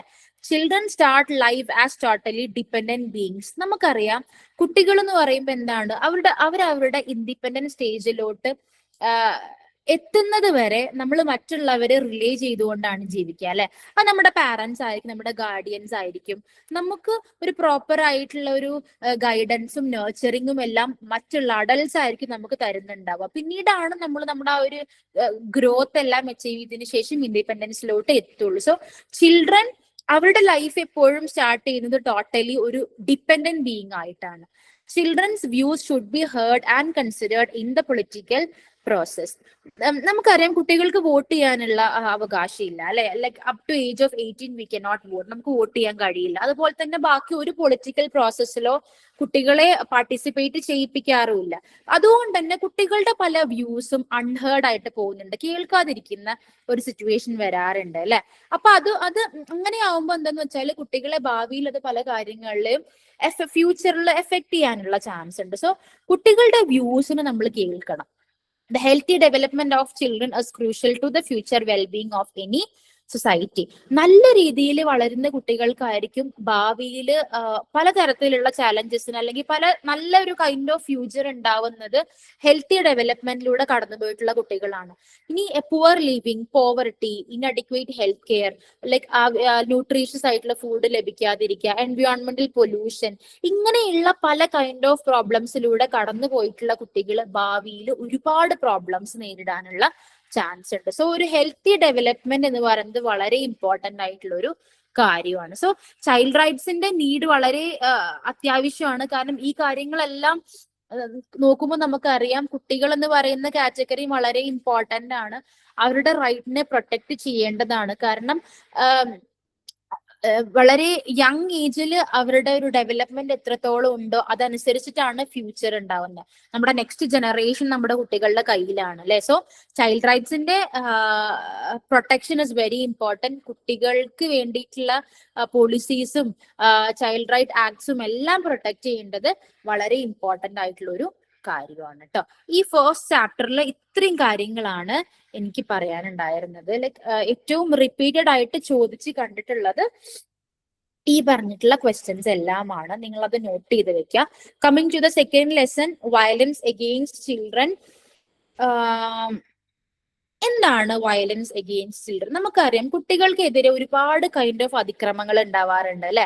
അത് പല കാറ്റഗറി ഉണ്ട്. ഫിസിക്കൽ അബ്യൂസ് ആവാം, സെക്ഷൽ അബ്യൂസ് ആവാം, സൈക്കോളജിക്കലി ഒരു കുട്ടീനെ അബ്യൂസ് ചെയ്യാം, ഇമോഷണലി അബ്യൂസ് ചെയ്യാം, child labour, intimate partner violence, domestic violence. ഇതൊക്കെ ഒരു 18 വയസ്സിന് താഴെയുള്ള കുട്ടികൾ നേരിടുന്നുണ്ടെങ്കിൽ ഇതിനെയാണ് നമ്മൾ വയലൻസ് എഗെയിൻസ്റ്റ് ചിൽഡ്രൻ എന്ന് പറയുന്നത്. According to WHO, 1 in 2 children under 18 years suffer from any kind of violence. WHO-ന്റെ ഒരു ഡാറ്റ, അവരുടെ ഒരു കണക്ക് പ്രകാരം ഏകദേശം 18 വയസ്സിന് താഴെയുള്ള 2-ൽ 1 കുട്ടി നമ്മൾ ഈ മുകളിൽ പറഞ്ഞ എന്തെങ്കിലും ഒരു കൈൻഡ് ഓഫ് വയലൻസിലൂടെ കടന്നു പോകുന്നുണ്ട് എന്നാണ് WHO പറയുന്നത്. Okay, experiencing violence in childhood impacts lifelong health and well-being. ഇങ്ങനെയുള്ള വയലൻസിലൂടെ വളരെ ചെറിയ പ്രായത്തിൽ കടന്നു പോവുക എന്ന് പറയുന്നത് വളരെ ക്രൂരായിട്ടുള്ള ഒരു കാര്യമാണ് അല്ലെ. നമ്മള് കുട്ടികൾ നേരിടുന്ന ഇങ്ങനെയുള്ള പ്രോബ്ലംസ് പിന്നീട് ലൈഫ് ലോങ് അവരുടെ ഹെൽത്തിനെയും ഓവറോൾ വെൽബീയിങ്ങിനെയും എല്ലാം എഫക്ട് ചെയ്യാനുള്ള ചാൻസ് ഉണ്ട്. So Target 16.2 of 2030 agenda aims at end abuse, exploitation, trafficking and all forms of violence and torture against children. നമുക്കറിയാം 2030 അജണ്ടയിലെ ടാർഗറ്റ് 16.2 പ്രകാരം കുട്ടികൾ നേരിടുന്ന ഇങ്ങനെയുള്ള എല്ലാ കൈൻഡ് ഓഫ് ടോർച്ചറിങ്ങും വയലൻസും ട്രാഫിക്കിങ്ങും അബ്യൂസുകളും എക്സ്പ്ലോയിറ്റേഷനും എല്ലാത്തിനെയും എൻഡ് ചെയ്യണം എന്നുള്ളതാണ് 2030 അജണ്ടയിലുള്ള 16.2 ടാർഗറ്റ് പറയുന്നത്. Okay, coming to the next topic, various forms of violence against children and trends in Tamil Nadu. Tamil Nadu പോലെയുള്ള ഒരു സ്റ്റേറ്റിൽ എന്തൊക്കെ കൈൻഡ് ഓഫ് വയലൻസ് ആണ് കുട്ടികൾ നേരിടുന്നുണ്ട് എന്നുള്ളത് നോക്കാം. First one is Mal treatment അല്ലെ. കുട്ടികള് എന്താ പറയാ, മാൽ ട്രീറ്റ്മെന്റ് എന്ന് പറഞ്ഞാൽ അതില് കുട്ടികളെ പണിഷ് ചെയ്യുന്നതാവാം, നമ്മൾ വയലന്റ് പണിഷ്മെന്റ് ഫിസിക്കലി പണിഷ് ചെയ്യുന്നതാവാം, സെക്ഷുവൽ വയലൻസ് ആവാം, സൈക്കോളജിക്കൽ അല്ലെങ്കിൽ emotional violence, neglect of infants അല്ലെ. നമ്മൾ ജനിച്ച ദിവസങ്ങൾ പോലും ആവാത്ത കുട്ടികളെ നമ്മൾ കൊണ്ട് തള്ളാറില്ലേ സ്ട്രീറ്റ്സിലും, അതൊക്കെ ഈ വയലൻസിൽ വരുന്നതാണ്. And adolescence by parents care givers mostly from home or school. തന്റെ വീട്ടിൽ നിന്നോ അല്ലെങ്കിൽ സ്കൂളിൽ നിന്നോ കുട്ടികൾ ഇങ്ങനെയുള്ള എന്തെങ്കിലും ഒരു kind of physical psychological sexual problems അനുഭവിക്കുന്നുണ്ടെങ്കിൽ അതൊക്കെ മാൽ ട്രീറ്റ്മെന്റിൽ വരുന്നതാണ് കേട്ടോ. നെക്സ്റ്റ് ഇസ് ബുള്ളിങ് അല്ലെ. ഫിസിക്കൽ ബുള്ളിങ്, നമ്മൾ എന്താ പറയാ, വേറെ ഒരു ഗ്രൂപ്പ് ഓഫ് കുട്ടികൾ മറ്റുള്ള ഒരു ഗ്രൂപ്പ് ഓഫ് കുട്ടികളെ ടാർഗറ്റ് ചെയ്തുകൊണ്ട് ഒരു അഗ്രസീവ് ബിഹേവിയർ എന്തെങ്കിലും കാണിക്കുക, അല്ലെങ്കിൽ ഒരു റൊമാൻറ്റിക് റിലേഷൻഷിപ്പിലൊക്കെ ഏർപ്പെട്ടുകൊണ്ട് മറ്റുള്ളവരെ ചതിക്കുന്ന അങ്ങനെയുള്ള പല കൈൻഡ് ഓഫ് ബുള്ളിങ്ങുകളും വയലൻസിൽ വരുന്ന കാര്യമാണ്. ഇന്റിമേറ്റ് പാർട്ട്ണർ വയലൻസ് അല്ലെ, അത് നമ്മുടെ നമ്മുടെ എക്സ് പാർട്ട്ണറിൽ നിന്നോ അല്ലെങ്കിൽ നമുക്ക് ഏറ്റവും ഇന്റിമേറ്റ് ആയിട്ടുള്ള ഒരു പാർട്ട്ണറിൽ നിന്നോ ഫിസിക്കലി സെക്ഷൽ ഇമോഷണലി ഒക്കെ നമ്മൾ എന്തെങ്കിലും ഒരു വയലൻസ് നേരിടുന്നുണ്ടെങ്കിൽ അതും ഒരു കൈൻഡ് ഓഫ് വയലൻസ് ആണ്. Next sexual violence, sexual harassment, online exploitation, sexual contact attempt, ഇതൊക്കെ സെക്ഷൽ വയലൻസിൽ വരുന്നതാണ് കേട്ടോ. നെക്സ്റ്റ് ഇമോഷണൽ വയലൻസ്, അതായത് കുട്ടീന്റെ എന്താ പറയാ, കുട്ടീന്റെ ഒരു ഓവറോൾ മൂവ്മെന്റിനെ തന്നെ റെസ്ട്രിക്ട് ചെയ്തുകൊണ്ട് ഒരു കാര്യങ്ങളും ചെയ്യാൻ സമ്മതിക്കാതെ എല്ലാം റിജക്ട് ചെയ്ത് ഡിസ്ക്രിമിനേറ്റ് ചെയ്ത് ഒരു കുട്ടീനെ ത്രട്ടൺ ചെയ്യുന്ന കാര്യങ്ങളൊക്കെ ഇമോഷണൽ ആൻഡ് സൈക്കോളജിക്കൽ വയലൻസിൽ വരുന്നതാണ്. Last one is domestic violence. It can happen within the family. ആ കുട്ടി ജീവിക്കുന്ന ഫാമിലിയിൽ വെച്ച് തന്നെ എന്തെങ്കിലും ഒരു കൈൻഡ് ഓഫ് പ്രോബ്ലംസ് കുട്ടി നേരിടുന്നുണ്ടെങ്കിൽ, ഇനിയിപ്പോ ഇൻ കേസ് നമുക്ക് അറിയില്ല, പാരന്റ്സ് എന്തെങ്കിലും ആൽക്കഹോൾ അല്ലെങ്കിൽ ഡ്രഗ് അഡിക്റ്റ് ഉള്ള ആളുകളാണെങ്കിൽ ഒരു സൈക്കോളജിക്കൽ അഗ്രഷൻ അല്ലെങ്കിൽ ഫിസിക്കൽ അഗ്രഷൻ കാരണം കുട്ടികൾ ഒരുപാട് വയലൻസ് നേരിടാറുണ്ട് കുട്ടികൾ. അതൊക്കെ ഡൊമസ്റ്റിക് വയലൻസിൽ വരുന്ന കാര്യങ്ങളാണ്. Okay, next online abuse. ഇന്ന് നമുക്കറിയാം, നമ്മൾ ഒരുപാട് അബ്യൂസിനെ കുറിച്ച് പറഞ്ഞു. Physical abuse, emotional abuse, sexual abuse എല്ലാം ഇമ്പോർട്ടന്റ് ആണ്. അതിൽ ഏറ്റവും കൂടുതൽ ഞാൻ റിപ്പീറ്റഡ് ആയിട്ട് ചോദിച്ച് കണ്ടിട്ടുള്ളതാണ് ഓൺലൈൻ അബ്യൂസ്. ഓക്കെ, എന്താണ് ഓൺലൈൻ അബ്യൂസ് എന്നുള്ള കാര്യമാണ് നോക്കാൻ പോകുന്നത് കേട്ടോ. Online abuses when children are harmed using the internet. അല്ലെ, ഇന്റർനെറ്റിലൂടെ കുട്ടികൾക്ക് എന്തെങ്കിലും ഒരു പ്രോബ്ലം ഫേസ് ചെയ്യുന്നുണ്ടെങ്കിൽ അതിനെയാണ് നമ്മൾ ഓൺലൈൻ അബ്യൂസ് എന്ന് പറയാം. It includes bullying, threats or sharing private photos. Internet use ചെയ്യുന്ന ആളുകളാണ് അല്ലെ പല കുട്ടികളും. സോ അതിലൂടെ കുട്ടികൾ നേരിടുന്ന ബുള്ളിയിങ്ങോ ത്രെട്ടണിങ്ങോ അല്ലെങ്കിൽ ഫോട്ടോസ് ഷെയർ ചെയ്യുന്നതിലൂടെ കുട്ടികൾ നേരിടുന്ന പ്രശ്നങ്ങളോ ഒക്കെ ഓൺലൈൻ അബ്യൂസിൽ വരുന്നതാണ്. പ്രധാനമായിട്ടും കുട്ടികൾ സംഭവിക്കുന്നത് എന്താന്ന് വെച്ചാൽ, അവർ കംപ്ലീറ്റ്ലി സ്ട്രേഞ്ച് ആയിട്ടുള്ള ഒരാളെ അവർ വിശ്വസിക്കുകയും അവര് കുട്ടികളെ ട്രിക്ക് ചെയ്യുകയോ ആണ് ചെയ്യുന്നത്. ഈവൻ ഒരു ഫേസ് ടു ഫേസ് ഒരു കമ്മ്യൂണിക്കേഷൻ പോലും ഇല്ലാതെ കുട്ടികൾ അങ്ങനെയുള്ള ആളുകളെ വിശ്വസിച്ചു പോവാണ്. ഓക്കെ, അപ്പൊ അതിൽ തന്നെ ഒരുപാട് കൈൻഡ് ഓഫ് ഓൺലൈൻ അബ്യൂസ് ഉണ്ട്. സൈബർ ബുള്ളിയിങ് വരുന്നുണ്ട്. പിന്നെ person or group of people hurt, humiliate a child over digital device like phone, laptop, computer etcetera. ഒരു ഇൻഡിവിജ്വൽ, ഒരു വ്യക്തിയോ അല്ലെങ്കിൽ ഒരു ഗ്രൂപ്പ് ഓഫ് വ്യക്തികളോ കുട്ടികളെ എന്ത് ചെയ്യാണ്, ഇങ്ങനെയുള്ള ഫോൺ, ലാപ്ടോപ്പ്, കമ്പ്യൂട്ടർ ഇങ്ങനെയുള്ള ഡിജിറ്റൽ ഡിവൈസസിലൂടെയൊക്കെ കുട്ടികളെ ഹ്യൂമിലേറ്റ് ചെയ്യുന്നതിനെയാണ് സൈബർ ബുള്ളിയിങ് എന്ന് പറയാം. മേ ബി അതൊരു ടെക്സ്റ്റ് മെസ്സേജോ അല്ലെങ്കിൽ മേ ബി ഒക്കെ ആവാം. ഒരു ഫാൾസ് കണ്ടന്റ് മെസ്സേജ് സെൻഡ് ചെയ്യുക, കമന്റ് പോസ്റ്റ് ചെയ്യുക, ട്രോളുകൾ ഉണ്ടാക്കുക, കുട്ടികളുടെ പിക്ചേഴ്സ് അവരുടെ സമ്മതപ്രകാരം ഇല്ലാതെ എടുക്കുകയും അത് ഓൺലൈനിൽ സ്പ്രെഡ് ചെയ്യുകയും എല്ലാം സൈബർ ബുള്ളിയിങ്ങിൽ വരുന്നതാണ്. കമ്മിങ് ടു ഓൺലൈൻ ഗ്രൂമിങ്, ഇതൊരു ഏജ് ഓൾഡ് ടാക്ടിക് ആണ്. എന്താ പറയാ, സെക്ഷലി കുട്ടികളെ എക്സ്പ്ലോയിറ്റ് ചെയ്യുന്നതിനെയാണ് ഓൺലൈൻ ഗ്രൂമിങ് എന്ന് പറയാ. ലൈക്ക് ഒരു കംപ്ലീറ്റ്ലി സ്ട്രേഞ്ച് ആയിട്ടുള്ള ഒരാള് കുട്ടിയുമായിട്ടൊരു ഫ്രണ്ട്ലി അറ്റ്മോസ്ഫിയർ ക്രിയേറ്റ് ചെയ്യുകയും പിന്നീട് സെക്ഷൽ ആക്ടിലോട്ട് എൻഗേജ് ചെയ്യുകയും ചെയ്യുന്നതിനെയാണ് ഓൺലൈൻ ഗ്രൂമിങ് എന്ന് പറയാ. ഇത് ഒരു നോൺ അഡൽട്ട് ആവാം, അല്ലെങ്കിൽ കംപ്ലീറ്റ്ലി ഒരു സ്ട്രേഞ്ചർ ആയിട്ടുള്ള ആളാവാം. അത് കുട്ടിയിൽ ഒരു ഇൻഫ്ലുവൻസ് ഉണ്ടാക്കിയിട്ട് ഓൺലൈൻ സെക്ഷൽ കോണ്ടാക്ടിനെ ഫെസിലിറ്റേറ്റ് ചെയ്യുന്നതാണ് കേട്ടോ. This can happen more on sites and apps where children are more active. കുട്ടികൾ ഏറ്റവും ആക്റ്റീവ് ആയിട്ട് യൂസ് ചെയ്യുന്ന സൈറ്റുകളിലും ആപ്പിലൊക്കെയാണ് നമുക്ക് ഇങ്ങനെയുള്ള ഓൺലൈൻ ഗ്രൂമിങ്സ് കാണാൻ ഇടയാവുക. ഓക്കെ, അപ്പൊ ഇവർ എന്ത് ചെയ്യും, ഇങ്ങനെയുള്ള സ്ട്രേഞ്ചേഴ്സ് ഒരു ഇമോഷണൽ കണക്ഷൻ കുട്ടിയായിട്ട് ഉണ്ടാക്കാൻ വേണ്ടിയിട്ട് ഒരു ഗിഫ്റ്റ് സെൻഡ് ചെയ്യുകയും വളരെ ട്രസ്റ്റ് വർത്തി ആയിട്ടുള്ള ഒരുപാട് കാര്യങ്ങൾ പറയുകയും കുട്ടികൾക്ക് അനാവശ്യമായിട്ടുള്ള എൻകറേജ്മെന്റ്സ് കൊടുക്കുകയും ഒക്കെയാണ് ഇവർ ചെയ്യുക. Next is online sexual abuse. അതായത് ഓൺലൈൻ സെക്ഷൽ അബ്യൂസ് എന്ന് പറഞ്ഞാൽ എന്താണ്, ഒരു പേഴ്സൺ നമ്മുടെ ഫോഴ്സ് ചെയ്തുകൊണ്ട് ഒരു കുട്ടീനെ എന്താണ് സെക്ഷൽ ആക്ടിവിറ്റിയിലോട്ട് എൻഗേജ് ചെയ്യുന്നതിനെയാണ് ഓൺലൈൻ സെക്ഷൽ അബ്യൂസ് എന്ന് പറയാ. അത് സെക്ഷൽ ഹറാസ്മെന്റ് ആവാം, ഡിജിറ്റൽ മീഡിയാസ് വഴി ലൈക്ക് ന്യൂഡ് ഫോട്ടോസ് സെൻഡ് ചെയ്യുക, അങ്ങനെയുള്ള തരത്തിലുള്ള എക്സ്പ്ലോയിറ്റേഷൻസും എല്ലാം ആവാം. ബ്ലാക്ക് മെയിലിംഗ് നടക്കാറുണ്ട് അല്ലെ, പേഴ്സണൽ ഫോട്ടോസ് ഷെയർ ചെയ്യും എന്നൊക്കെ പറഞ്ഞ് ബ്ലാക്ക് മെയിലിംഗ് നടക്കാറുണ്ട്. ലൈക്ക് സെക്ഷൽ ആക്ട് പെർഫോം ചെയ്യാൻ വേണ്ടിയിട്ട് കുട്ടികളെ പ്രേരിപ്പിക്കുന്നതിനൊക്കെ ഓൺലൈൻ അബ്യൂസിൽ വരുന്നതാണ്. ഓക്കെ, ഇപ്പൊ ഇവരെങ്ങനെയാണ് കുട്ടികളെ ത്രട്ടൺ ചെയ്യുക, ലൈക്ക് ഇവര് പറയുന്ന കാര്യങ്ങൾ ചെയ്തിട്ടില്ല എന്നുണ്ടെങ്കിൽ they will release the sexual photos or videos എന്നൊക്കെ പറഞ്ഞിട്ടായിരിക്കും കുട്ടികളെ ത്രട്ടൺ ചെയ്യുക. So how to protect our children from online abuse? എങ്ങനെ നമുക്ക് നമ്മുടെ കുട്ടികളെ പ്രൊട്ടക്ട് ചെയ്യാം അല്ലെ? പാരന്റ്സിന് എന്തായാലും കുട്ടികളിൽ എപ്പോഴും ഒരു ആക്റ്റീവ് കൺട്രോൾ ഉണ്ടായിരിക്കണം. ഇന്റർനെറ്റ് യൂസേജിന് ഒരു ബൗണ്ടറി എപ്പോഴും സെറ്റ് ചെയ്യണം. പിന്നെ എന്ത് കാര്യം നമ്മുടെ ലൈഫിൽ ഉണ്ടെങ്കിലും അത് ഓപ്പൺ ആയിട്ട് ഷെയർ ചെയ്യാൻ വേണ്ടി കുട്ടികളെ എപ്പോഴും എൻകറേജ് ചെയ്യുക. അവർ കളിക്കുന്ന പല ഗെയിംസും ഏജ് അപ്രോപ്രിയേറ്റ് ആണോ എന്നുള്ളത് എപ്പോഴും ചെക്ക് ചെയ്യുക. Active parental controls on the mobile phone usage is very important. കുട്ടികൾ തനിയെ യൂസ് ചെയ്യുന്ന ഫോൺ ആണെങ്കിലും അവിടെ ഒരു പാരന്റൽ കൺട്രോൾ എന്തായാലും ഉണ്ടാക്കുക.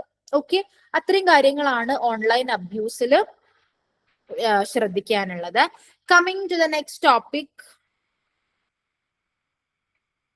Consequence of impact of violence of children. ഇങ്ങനെയുള്ള എന്തെങ്കിലും ഒരു കൈൻഡ് ഓഫ് പ്രോബ്ലംസിലൂടെ കടന്നു വന്നിട്ടുള്ള കുട്ടികൾ എന്തൊക്കെ പ്രോബ്ലംസിലൂടെ കടന്നു പോവാമെന്ന് നോക്കാം കേട്ടോ. ലൈക്ക് അവര്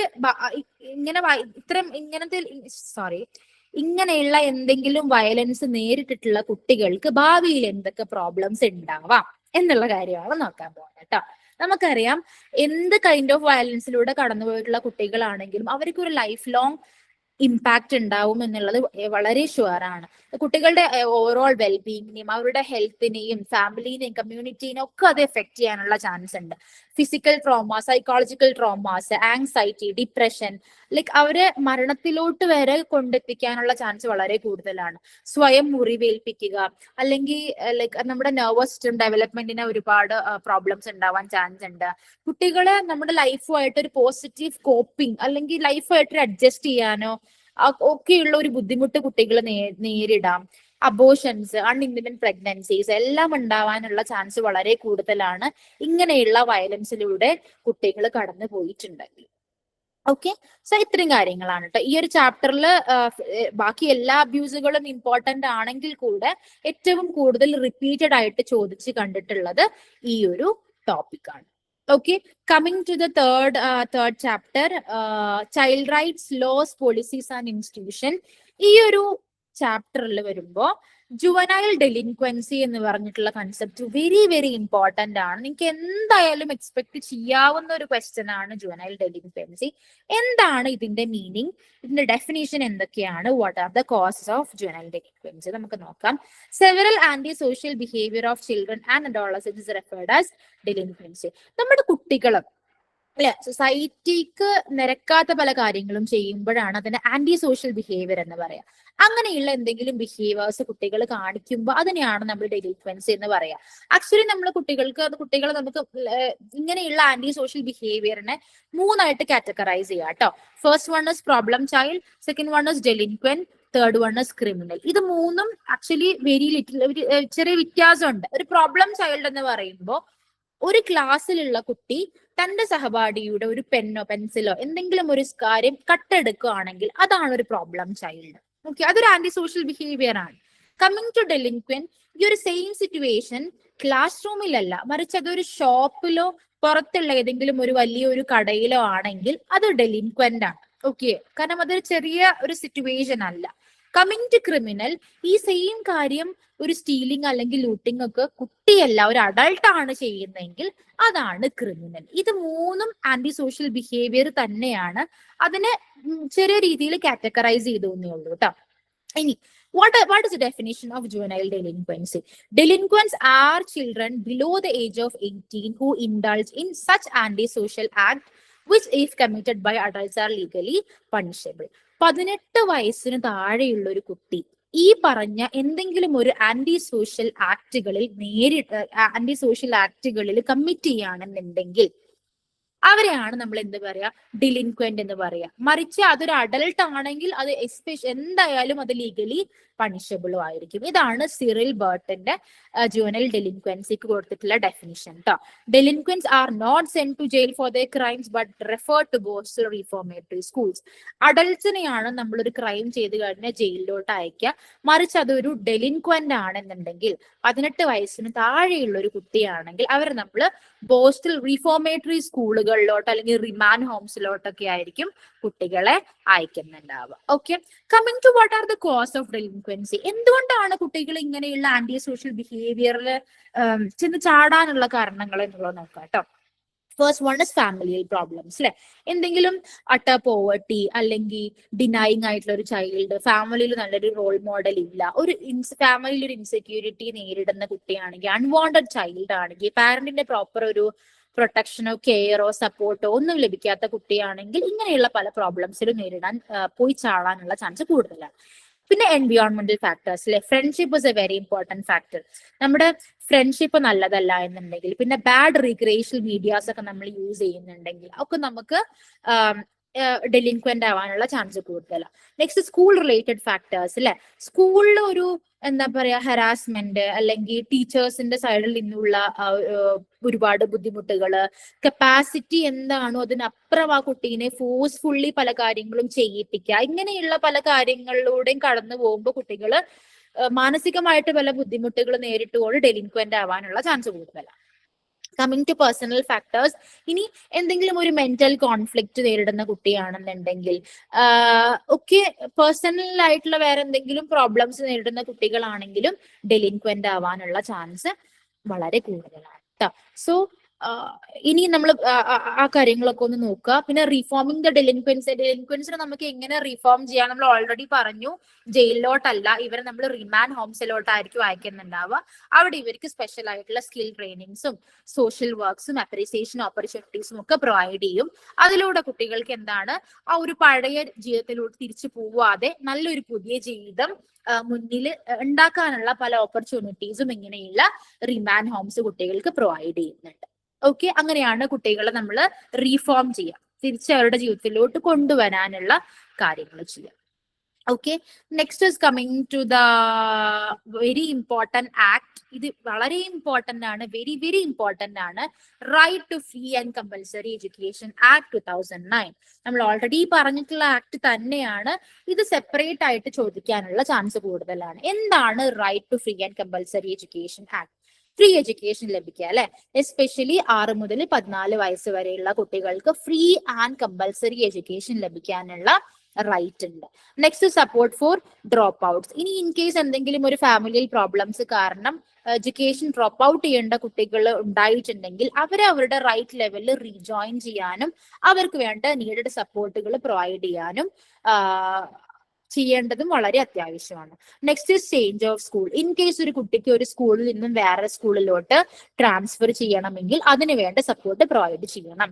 നോ ഡിസ്ക്രിമിനേഷൻ അല്ലെ, കുട്ടികളെ ഒരു തരത്തിലുള്ള കാസ്റ്റ് ബേസ്ഡോ ക്ലാസ് ബേസ്ഡോ അല്ലെങ്കിൽ എക്കണോമിക് ബാക്ക്ഗ്രൗണ്ട് ബേസ്ഡ് ആയിട്ടുള്ള ഒരു കൈൻഡ് ഓഫ് ഡിസ്ക്രിമിനേഷനും സ്കൂളിന് ചെയ്യാൻ പാടില്ല ഡ്യൂറിങ് അഡ്മിഷൻ. ഇത്രയും കാര്യമാണ് right to free and compulsory education act പ്രകാരം പറയുന്നത്. പിന്നീട് സ്കൂൾ റെസ്പോൺസിബിലിറ്റി അല്ലെ, കുട്ടികൾക്ക് എല്ലാ കൈൻഡ് ഓഫ് കുട്ടികളെയും അഡ്മിറ്റ് ചെയ്യാന്നുള്ളത് സ്കൂളിന്റെ റെസ്പോൺസിബിലിറ്റി ആണ്. അവിടെ ഒരു തരത്തിലുള്ള ബയാസിങ്ങും കാണിക്കാൻ പാടില്ല. പിന്നെ ക്വാളിറ്റി എഡ്യൂക്കേഷൻ പ്രൊവൈഡ് ചെയ്യുക അല്ലെ, നല്ല ടീച്ചേഴ്സിനെ അപ്പോയിന്റ് ചെയ്യുക, ടീച്ചേഴ്സിന് വേണ്ട ട്രെയിനിങ്സ് പ്രൊവൈഡ് ചെയ്യുക, ഇംപ്ലിമെന്റേഷൻ ടൈം. ഈ ഒരു റൈറ്റ് ടു എഡ്യൂക്കേഷൻ ആക്ട് എല്ലാ സ്കൂളുകളിലും അറ്റ്ലീസ്റ്റ് ഒരു 3 ഇയേഴ്സിന്റെ ഉള്ളിൽ എങ്കിലും ഇംപ്ലിമെന്റ് ചെയ്യണം എന്നുള്ള ഒരു ടൈം ഇവർ കൊടുത്തിട്ടുണ്ട്. പിന്നെ നോ ക്യാപിറ്റേഷൻ ഫീസ്. നമ്മൾ ഈ ഒരു ഡിമാൻഡിങ് ആയിട്ടുള്ള ലൈക് എക്സ്ട്രാ ഡൊണേഷൻ ഫീസ് പോലെയുള്ള അഡ്മിഷൻ ടൈമിൽ വാങ്ങുന്നതെല്ലാം ഒരു ക്രിമിനൽ ഒഫൻസ് ആയിട്ടാണ് ഈ ഒരു ആക്ട് പ്രകാരം പറഞ്ഞിട്ടുള്ളത്. ഓക്കെ, ഡ്യൂട്ടീസ് ഓഫ് ടീച്ചേഴ്സ് അല്ലെ, coming to the teachers duty. Teachers എപ്പോഴും റെഗുലർ ആയിരിക്കണം, പങ്ക്ച്വൽ ആയിരിക്കണം, അവരുടെ പോർഷൻസും കാര്യങ്ങളും എല്ലാം ഓൺ ദ അലോട്ടഡ് ടൈമിൽ ടീച്ചേഴ്സ് കംപ്ലീറ്റ് ചെയ്യണം. Primary level like class 1 to 5 ഏകദേശം 60 ചിൽഡ്രൻസിന് 2 ടീച്ചേഴ്സ് എങ്കിലും ഉണ്ടായിരിക്കണം, അല്ലെങ്കിൽ 1 to 40 റേഷ്യോ, ലൈക്ക് 40 കുട്ടികൾക്ക് ഒരു ടീച്ചർ എന്ന് പറഞ്ഞിട്ടുള്ള ഒരു റേഷ്യോ ആണ് ടീച്ചേഴ്സിനെ അപ്പോയിന്റ് ചെയ്യേണ്ട കാര്യത്തിൽ ഉണ്ടാവേണ്ടത് എന്നാണ് പറഞ്ഞിട്ടുള്ളത് കേട്ടോ. Next very important topic of this lesson, the protection of children from sexual offence act, POCSO act 2012. Right to free and compulsory education ആക്ടും പോക്സോ ആക്ടും ആണ് ഈ ഒരു ചാപ്റ്ററിൽ നിന്നും ഏറ്റവും കൂടുതൽ റിപ്പീറ്റഡ് ആയിട്ട് ചോദിച്ചു കണ്ടിട്ടുള്ളത്. 2012 ഈ ഒരു പോക്സോ ആക്ട് നിലവിൽ വന്നത്. Like this has been enacted to protect children from offences of sexual abuses and exploitation and pornography.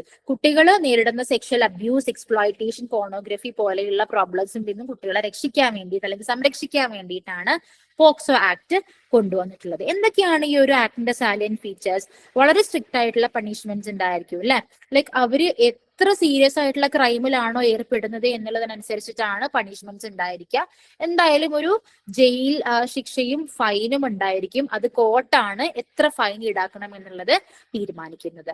Coming to aggravated offences, ഇനി ഒരു പവറിൽ ഇരിക്കുന്ന, ഒരു പവർ ഓഫ് ട്രസ്റ്റിൽ ഇരിക്കുന്ന ഒരു വ്യക്തി, ഇപ്പൊ എക്സാമ്പിൾ പറയുകയാണെങ്കിൽ police officer, teachers, public servants, ഇങ്ങനെ ഒരു നല്ലൊരു ഹൈ പൊസിഷൻ ഓഫ് പവറിൽ ഇരിക്കുന്ന ഒരു വ്യക്തിയാണ്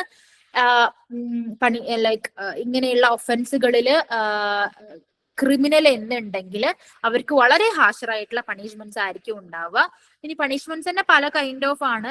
പെനട്രേറ്റീവ് അസോൾട്ട്, സെക്ഷൽ അസോൾട്ട് ഏകദേശം 7 വർഷം വരെ ജയിൽ ശിക്ഷ ഉണ്ടാവാൻ ചാൻസ് ഉണ്ട്. അഗ്രവേറ്റഡ് സെക്ഷൽ അസോൾട്ട് 10 വർഷം വരെ ജയിൽ ശിക്ഷയും ഫൈനും ലഭിക്കാൻ ചാൻസ് ഉണ്ട്. സെക്ഷൽ അസോൾട്ട് ഏകദേശം 3 മുതൽ 5 വർഷം വരെ ജയിൽ ശിക്ഷ ലഭിക്കാം.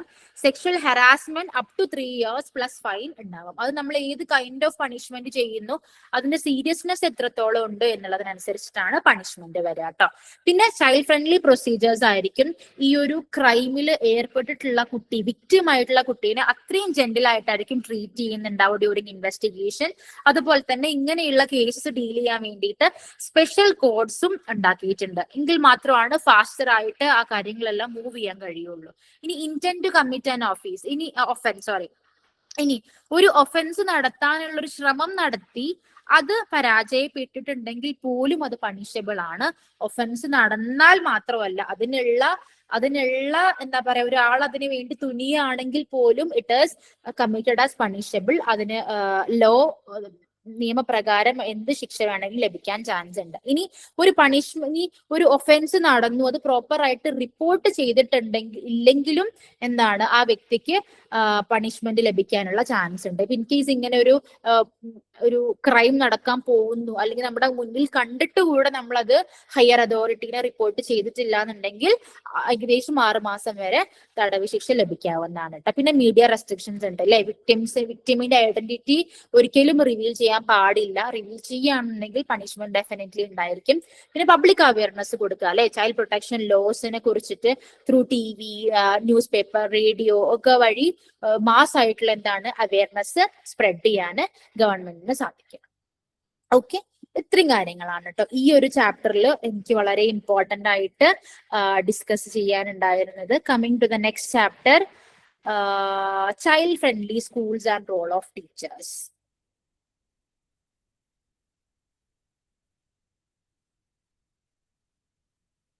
ഓക്കെ, എന്താണ് ഒരു ചൈൽഡ് ഫ്രണ്ട്ലി സ്കൂൾ? ഓക്കെ, കുട്ടികൾക്ക് ഏറ്റവും സേഫ് ആയിട്ടും ഹെൽത്തിയർ ആയിട്ടും പ്രൊട്ടക്റ്റഡ് ആയിട്ട് എല്ലാവർക്കും ഈക്വൽ ചാൻസ് ഓഫ് ലേണിംഗ് ലഭിക്കുന്ന ഒരു സിറ്റുവേഷൻ, അല്ലെങ്കിൽ അങ്ങനെ ഒരു അറ്റ്മോസ്ഫിയറിനെയാണ് നമ്മൾ എന്ത് പറയാ, ചൈൽഡ് ഫ്രണ്ട്ലി സ്കൂൾ എന്ന് പറയാ അല്ലെ. അവിടെ എല്ലാ കുട്ടികൾക്കും ഈക്വൽ റൈറ്റ് ആയിരിക്കും. എല്ലാവർക്കും എന്താണ് പ്രോപ്പർ ലേണിംഗും ഒരു ഓവറോൾ ഡെവലപ്മെന്റും ഉണ്ടായിരിക്കും.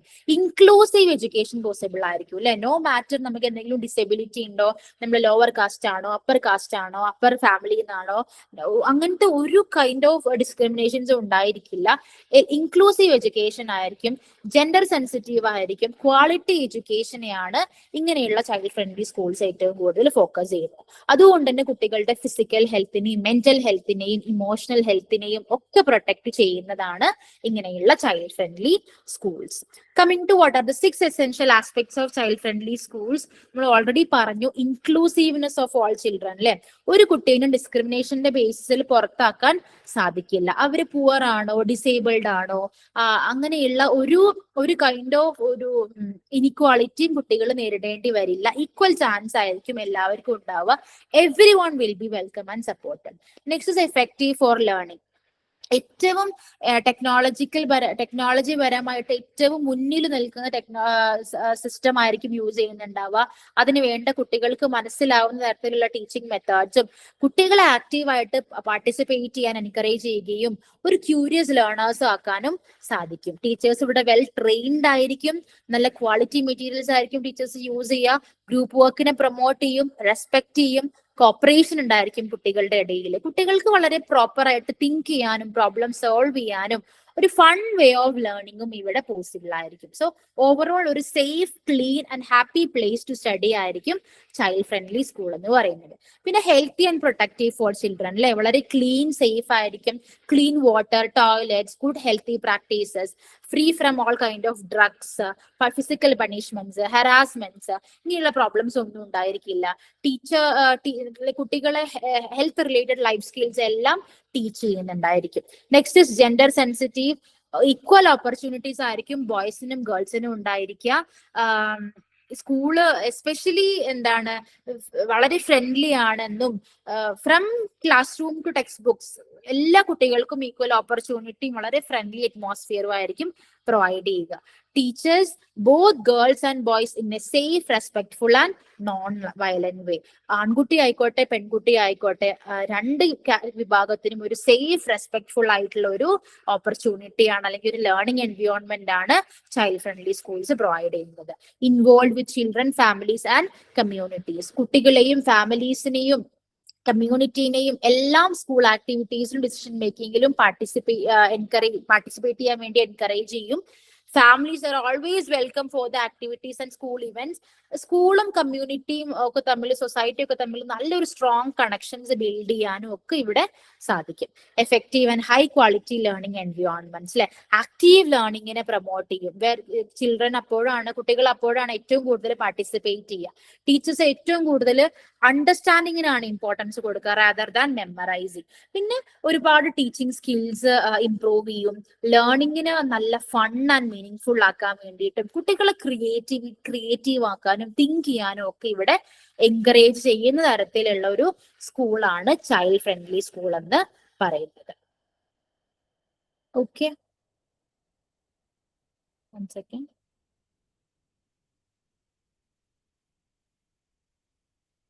Coming to the next topic, what are the importance of child friendly school അല്ലെ. എന്തിനാണ് ഇങ്ങനെയുള്ള ചൈൽഡ് ഫ്രണ്ട്ലി സ്കൂൾസ് എല്ലാം വേണ്ടത്? വളരെ ഇമ്പോർട്ടന്റ് ആണ്. കാരണം നമ്മുടെ കുട്ടികൾ വളരെ സേഫ് ആയിട്ട് ഹാപ്പി ആയിട്ട് ഒരു സപ്പോർട്ടീവ് ലേണിംഗ് എൻവയോൺമെന്റിൽ വളരാന്ന് പറഞ്ഞാൽ വളരെ നല്ല കാര്യമാണ് അല്ലെ. എങ്കിൽ മാത്രമാണ് അവരുടെ ഫ്യൂച്ചർ ഏറ്റവും നല്ല വെൽബീങ് ആയിട്ട് ഇരിക്കുകയുള്ളൂ. പിന്നെ കുട്ടികളുടെ മെന്റൽ സപ്പോർട്ടിനെയും ഫിസിക്കൽ സപ്പോർട്ടിനെയും ഇമോഷണൽ വെൽബീയിങ്ങിനെയൊക്കെ സപ്പോർട്ട് ചെയ്യുന്ന ഒരു ക്വാളിറ്റി എൻവയോൺമെന്റ് ഉണ്ടാവുക എന്ന് പറഞ്ഞാൽ വളരെ ഇമ്പോർട്ടന്റ് ആണ്. എല്ലാ കുട്ടികൾക്കും ഈക്വൽ ഓപ്പർച്യൂണിറ്റി പ്രൊവൈഡ് ചെയ്യാന്ന് പറഞ്ഞാൽ ഇറ്റ്സ് വെരി ഇമ്പോർട്ടന്റ്. പിന്നെ ഒരു എന്താ പറയാ, ഒരു ടീച്ചറും സ്റ്റുഡന്റും തമ്മിൽ നല്ലൊരു കണക്ഷൻ ബിൽഡ് ചെയ്യാനും ഒരു സ്ട്രോങ് ലീഡർഷിപ്പ് ബിൽഡ് ചെയ്യാനും ഫാമിലീസിനെയും കുട്ടികളെയും എല്ലാം ഇൻവോൾവ് ചെയ്തുകൊണ്ടുള്ള ഒരു സ്കൂൾ ലൈഫ് ആയിരിക്കും ചൈൽഡ് ഫ്രണ്ട്ലി സ്കൂൾസിൽ ഉണ്ടായിരിക്കുക. സോ ഇങ്ങനെയുള്ള സ്കൂളുകൾ ഉണ്ടാവുക എന്ന് പറഞ്ഞാൽ it's very important. Coming to the next topic, what are the role of teachers in safeguarding the right of children in school. സ്കൂളിൽ കുട്ടികളുടെ റൈറ്റ്സ് സേഫ് ഗാർഡ് ചെയ്യുന്നതിൽ ടീച്ചേഴ്സിന് എത്രത്തോളം ഇമ്പോർട്ടൻസ് ഉണ്ട് എന്നുള്ളതാണ്. Protect children from maltreatment. നമുക്കറിയാം കുട്ടികളെ ഒരു തരത്തിലും ബാഡ്ലി നമ്മൾ സ്കൂളിൽ ട്രീറ്റ് ചെയ്യാൻ പാടില്ല അല്ലെ. അങ്ങനെ ട്രീറ്റ് ചെയ്യുന്നില്ല എന്നുള്ളത് എൻഷുർ ചെയ്യേണ്ടത് ആരുടെ റോളാണ്? ടീച്ചറിന്റെ റോളാണ്. കുട്ടികളുടെ ഹെൽത്തിനെയും ഡെവലപ്മെന്റിനെയും ബാധിക്കുന്ന തരത്തിലുള്ള ഒരു ഹാം സിറ്റുവേഷൻസും സ്കൂളിൽ ഉണ്ടാവാൻ പാടില്ല. അത് പ്രിവെന്റ് ചെയ്യേണ്ടത് ടീച്ചറാണ്. Make sure children grow up safely in A caring and effective environment. കുട്ടികൾ നല്ലൊരു കെയറിംഗ് അറ്റ്മോസ്ഫിയറിലും ഒരു എഫക്റ്റീവ് എൻവയോൺമെന്റിലാണ് ഗ്രോ ചെയ്യുന്നത് എന്നുള്ളത് എൻഷുർ ചെയ്യേണ്ടത് ടീച്ചറിന്റെ ഡ്യൂട്ടിയാണ്. Help all children get the best education possible. കുട്ടികൾക്ക് അവൈലബിൾ ആയിട്ടുള്ള പോസിബിൾ ആയിട്ടുള്ള ബെസ്റ്റ് എഡ്യൂക്കേഷൻ പ്രൊവൈഡ് ചെയ്യുക എന്നുള്ളതും ടീച്ചേഴ്സിന്റെ ഡ്യൂട്ടിയാണ് കേട്ടോ. Next, school management committee. അടുത്ത വളരെ ഇമ്പോർട്ടന്റ് ആയിട്ടുള്ള ഒരു ടോപ്പിക് ആണ്. എന്താണ് സ്കൂൾ മാനേജ്മെന്റ് കമ്മിറ്റി എന്നുള്ളത് കേട്ടോ. One second.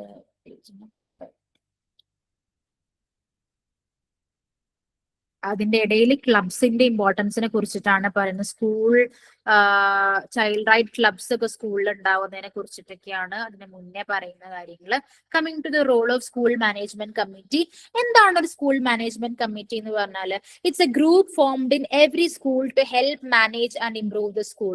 ഒരു സ്കൂളിനെ മാനേജ് ചെയ്യാനും സ്കൂളിന്റെ എല്ലാ കാര്യങ്ങളെയും ഇംപ്രൂവ് ചെയ്യാനും ഫോം ചെയ്യുന്ന ഒരു ഗ്രൂപ്പാണ് school management committee. It make sure that children attend school, especially those from poor and disadvantaged families. One second. എന്റെ ചാർജ് കുറച്ച് കുറവാണ്. ഞാൻ ഒന്ന് ചാർജ് ചെയ്യാൻ വെക്കുകയാണ് കേട്ടോ. വൺ സെക്കൻഡ്, ഒന്ന് വെയിറ്റ് ചെയ്യണേ.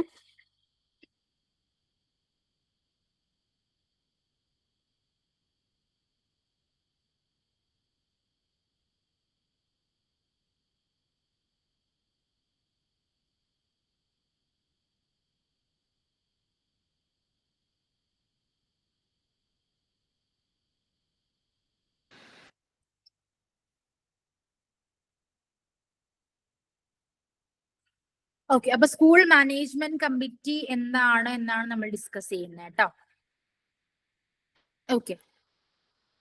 So it makes sure that children attend school, especially those from poor or disadvantaged families. വളരെ പാവപ്പെട്ട ഫാമിലിയിൽ നിന്നോ അല്ലെങ്കിൽ ഡിസഡ്വാൻറ്റേജ്ഡ് ആയിട്ടുള്ള ഫാമിലീസിൽ നിന്നുള്ള കുട്ടികൾ സ്കൂൾ അറ്റൻഡ് ചെയ്യുന്നുണ്ട് എന്നുള്ളതെല്ലാം മേക്ക് ഷുവർ ചെയ്യാനാണ് ഇങ്ങനെയുള്ള സ്കൂൾ മാനേജ്മെന്റ് കമ്മിറ്റീസ് വർക്ക് ചെയ്യുന്നത്. സോ ഈ ഒരു ഗ്രൂപ്പിൽ ഒരുപാട് ആളുകൾ ഉണ്ടായിരിക്കും, എസ്പെഷ്യലി കുട്ടികളുടെ പാരന്റ്സ് ഉണ്ടായിരിക്കും, ടീച്ചേഴ്സ് ഉണ്ടായിരിക്കും, സ്കൂൾ ഹെഡ് ഉണ്ടായിരിക്കും, ലൈക് പ്രിൻസിപ്പളോ ലോക്കൽ കമ്മ്യൂണിറ്റി മെമ്പേഴ്സോ എല്ലാം ഉണ്ടാവാൻ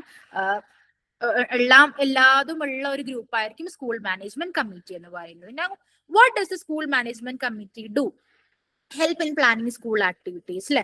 ഒരു സ്കൂളിൽ നടക്കാൻ പോകുന്ന എല്ലാ ആക്ടിവിറ്റീസിനെ കുറിച്ചിട്ടും പ്ലാൻ ചെയ്യാൻ വേണ്ടി ഹെൽപ്പ് ചെയ്യുക എന്നുള്ളതാണ് സ്കൂൾ മാനേജ്മെന്റ് കമ്മിറ്റീന്റെ റോൾ. ലൈക് മേക്ക് ഷുവർ ചെയ്യുക സ്കൂൾ വളരെ പ്രോപ്പർ ആയിട്ട് റൺ ചെയ്ത് പോകുന്നുണ്ട് എന്നുള്ളത് മേക്ക് ഷുവർ ചെയ്യാൻ വേണ്ടിയിട്ടാണ്. സ്കൂളിൽ നടക്കുന്ന മേജർ ആയിട്ടുള്ള പ്രോബ്ലംസോ അതിനെ ഡിസ്കസ് ചെയ്യാനും അതിനൊരു സൊല്യൂഷൻ കണ്ടുപിടിക്കുക എന്നുള്ളതാണ് സ്കൂൾ മാനേജ്മെന്റ് കമ്മിറ്റീന്റെ റോൾ. അതുപോലെ make sure all children especially those from poor families get an education. എല്ലാ കുട്ടികൾക്കും എഡ്യൂക്കേഷൻ ലഭിക്കുന്നുണ്ട് എന്നുള്ളതും എസ്പെഷ്യലി പുവർ ഫാമിലീസിലുള്ള കുട്ടികൾക്ക് എഡ്യൂക്കേഷൻ ലഭിക്കുന്നുണ്ട് എന്നുള്ളതും എൻഷുർ ചെയ്യുക എന്നുള്ളതാണ് സ്കൂൾ മാനേജ്മെന്റ് കമ്മിറ്റിയുടെ റോൾ. ഇനി കോമ്പോസിഷൻ എങ്ങനെയാന്ന് നോക്കാം. Every school must have a school management committee as per the right to education act. Right to education act പ്രകാരം എല്ലാ സ്കൂളിലും ഒരു സ്കൂൾ മാനേജ്മെന്റ് കമ്മിറ്റി ഉണ്ടായിരിക്കണം. അതിൽ അറ്റ്ലീസ്റ്റ് 75% ഓഫ് ദ കമ്മിറ്റി മെമ്പേഴ്സും ആരായിരിക്കണം? ആ ഒരു സ്കൂളിൽ പഠിക്കുന്ന കുട്ടികളുടെ പാരന്റ്സോ അല്ലെങ്കിൽ ഗാർഡിയൻസോ ആയിരിക്കണം. അതിൽ തന്നെ 1/3 ഓഫ് ദ മെമ്പേഴ്സ് വിമൻ ആയിരിക്കണം. ബാക്കി 25%ലാണ് ലോക്കൽ അതോറിറ്റിയിൽ നിന്നുള്ള റെപ്രസെന്റേറ്റീവ്സ് ലൈക് മുനിസിപ്പാലിറ്റി, പഞ്ചായത്തിൽ നിന്നുള്ള മെമ്പേഴ്സ് എല്ലാം ഉണ്ടാവുക. പിന്നെ ബാക്കി ടീച്ചേഴ്സ് ഫ്രം ദി സ്കൂളും ലോക്കൽ എഡ്യൂക്കേഷൻ എക്സ്പേർട്സും എല്ലാം ഉണ്ടാവാം. ഓക്കെ, ഇങ്ങനെയാണ് ഒരു സ്കൂൾ മാനേജ്മെന്റ് കമ്മിറ്റിയിലെ കോമ്പോസിഷൻ. ഇങ്ങനെയൊക്കെയാണ്. 75% പാരന്റ്സ് ആവണം. അതിൽ തന്നെ 1/3 ഓഫ് ദ മെമ്പേഴ്സ് എന്തായിരിക്കണം? വിമൻ ആയിരിക്കണം. Okay, next coming to the topic, functions of school management committee. എന്തൊക്കെയാണ് ഇവർ ചെയ്യുന്ന പ്രധാനമായിട്ടുള്ള role? They will report the problems, ensure all children will go to school, check students' learning, check teachers' attendance, spread awareness about child rights, support children with disabilities, help out of school children, ensure that no teacher shall engage student in private tuition. ടീച്ചേഴ്സിന്റെ proper അറ്റൻഡൻസും കുട്ടികളുടെ ലേണിങ്ങും, എല്ലാ കുട്ടികളും സ്കൂളിൽ പോകുന്നുണ്ടെന്നും എന്തെങ്കിലും problems ഉണ്ടെങ്കിൽ അത് റിപ്പോർട്ട് ചെയ്യാനും, ചൈൽഡ് റൈറ്റ്സിനെ കുറിച്ചിട്ട് അവയർനെസ് സ്പ്രെഡ് ചെയ്യുക, ഡിസബിലിറ്റി ഉള്ള കുട്ടികളെ സപ്പോർട്ട് ചെയ്യുക. ലൈക് നമ്മുടെ സ്കൂളിലുള്ള ടീച്ചേഴ്സ് വേറെ പ്രൈവറ്റ് ട്യൂഷനിലൊന്നും എൻഗേജ് ചെയ്യുന്നില്ല എന്നുള്ളത് എൻഷുർ ചെയ്യുക എന്നുള്ള കാര്യങ്ങളൊക്കെയാണ് സ്കൂൾ മാനേജ്മെന്റ് കമ്മിറ്റി ഏറ്റവും കൂടുതൽ ഇമ്പോർട്ടൻസ് കൊടുക്കുന്ന കാര്യം. ഓക്കെ, അപ്പൊ എന്താണ് സ്കൂൾ മാനേജ്മെന്റ് കമ്മിറ്റി എന്ന് പറയുന്നത്? വളരെ ഇമ്പോർട്ടന്റ് ആയിട്ടുള്ള ഒരു ടോപ്പിക് ആണ്.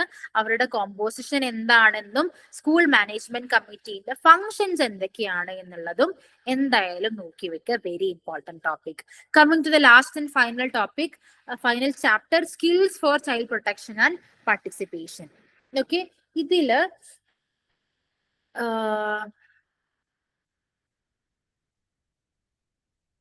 ഈ ഒരു ചാപ്റ്ററിലും വൾണറബിലിറ്റി, എന്തൊക്കെ കൈൻഡ് ഓഫ് വൾണറബിലിറ്റി കുട്ടികളെ നേരിടാം എന്നുള്ളതിനെ കുറിച്ചിട്ടാണ് കേട്ടോ.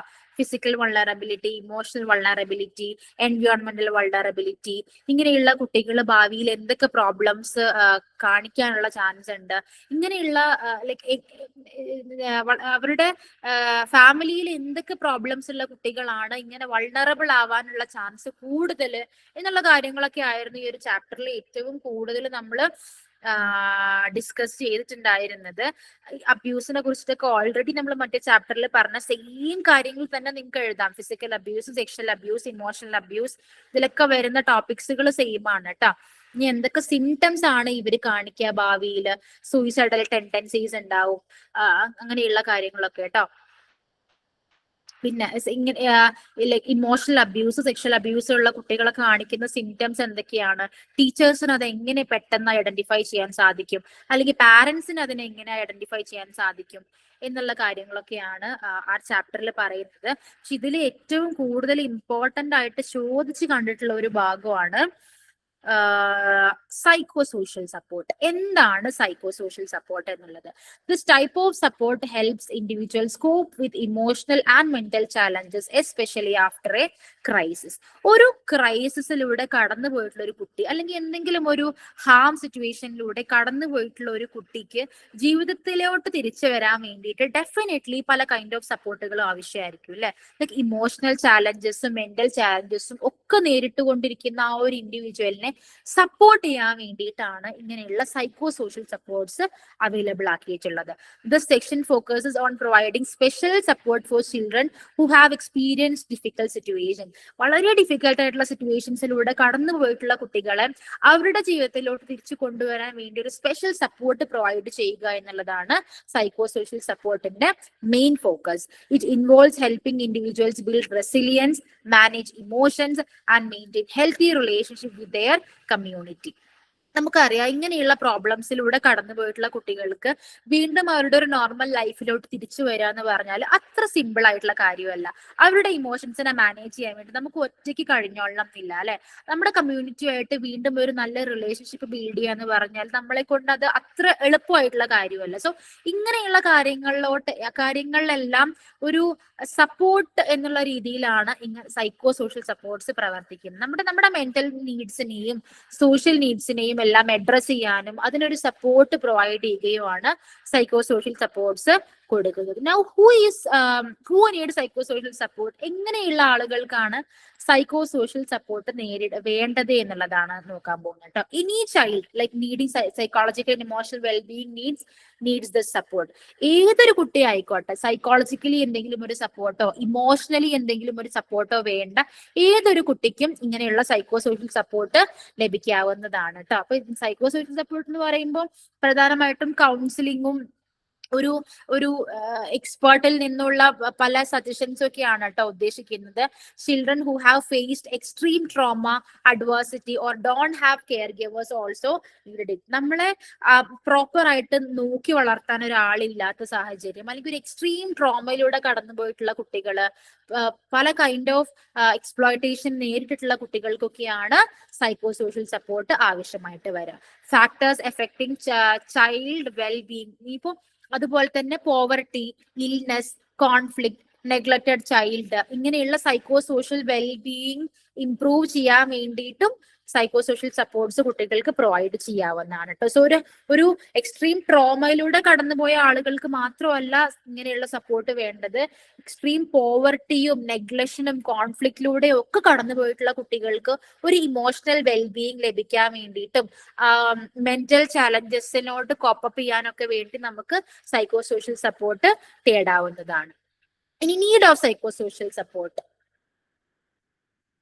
Okay, many children face trauma അല്ലെ. നമുക്കറിയാം ഇൽനെസ്, നമുക്ക് വയ്യാതിരിക്കുക, അല്ലെങ്കിൽ നമുക്ക് ഏറ്റവും വേണ്ടപ്പെട്ട ആളുടെ മരണം, വയലൻസ്, നെഗ്ലക്റ്റ്, ഇങ്ങനെയുള്ള എന്ത് എക്സ്പീരിയൻസിലൂടെ കടന്നു പോയിട്ടുള്ള കുട്ടികൾക്കും ട്രോമ അല്ലെങ്കിൽ അവർ ട്രോമ ഫേസ് ചെയ്യുന്നുണ്ടായിരിക്കും. സോ സൈക്കോ സോഷ്യൽ സപ്പോർട്ട് വളരെ ഇമ്പോർട്ടന്റ് ആണ്. അത് കുട്ടികളെ ഇമോഷണലി ഹീൽ ചെയ്യാൻ വേണ്ടി സഹായിക്കും. Okay, all children needing support should receive professional psychological help. ഇങ്ങനെയുള്ള പ്രോബ്ലംസിലൂടെ കടന്നു പോയിട്ടുള്ള കുട്ടികൾക്ക് ഒരു പ്രൊഫഷണൽ സൈക്കോളജിക്കൽ ഹെൽപ്പ് വളരെ അത്യാവശ്യമാണ് അല്ലെ, in order to heal from their trauma. ഇങ്ങനെയുള്ള ഒരു സപ്പോർട്ട് ഉണ്ടെങ്കിൽ മാത്രമാണ് കുട്ടികൾക്ക് അവരുടെ പാസ്റ്റ് ഡിഫിക്കൽട്ട് എക്സ്പീരിയൻസിനെ ഓവർകം ചെയ്യാനും പുതിയ റിലേഷൻഷിപ്സ് ഉണ്ടാക്കാനും കമ്മ്യൂണിറ്റി ആയിട്ടൊരു നോർമൽ റിലേഷൻഷിപ്പ് പോസിബിൾ ആവുകയൊക്കെ ചെയ്യണമെങ്കിൽ psychological help is very important. So prevention and healing. Psychosocial support can both prevent future mental health issues and help with current trauma. So ഒരിക്കലും ഒരു social support ലഭിക്കുന്നതിൽ ഒരു മടിയും കാണിക്കേണ്ട ആവശ്യമില്ല.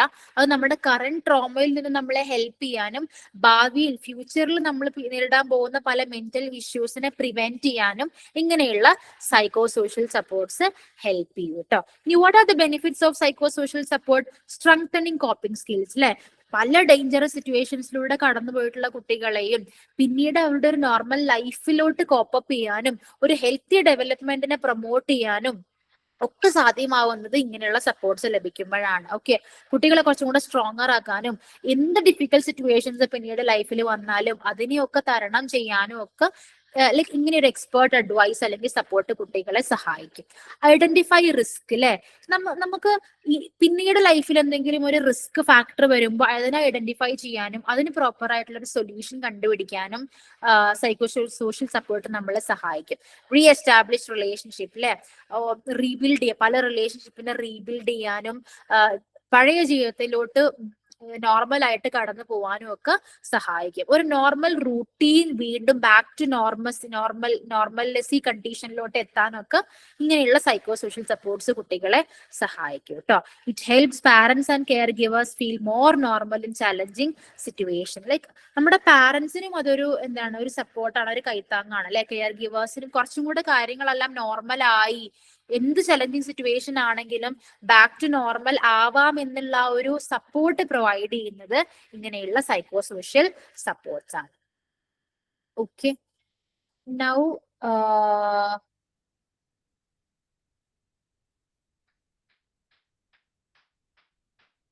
one second.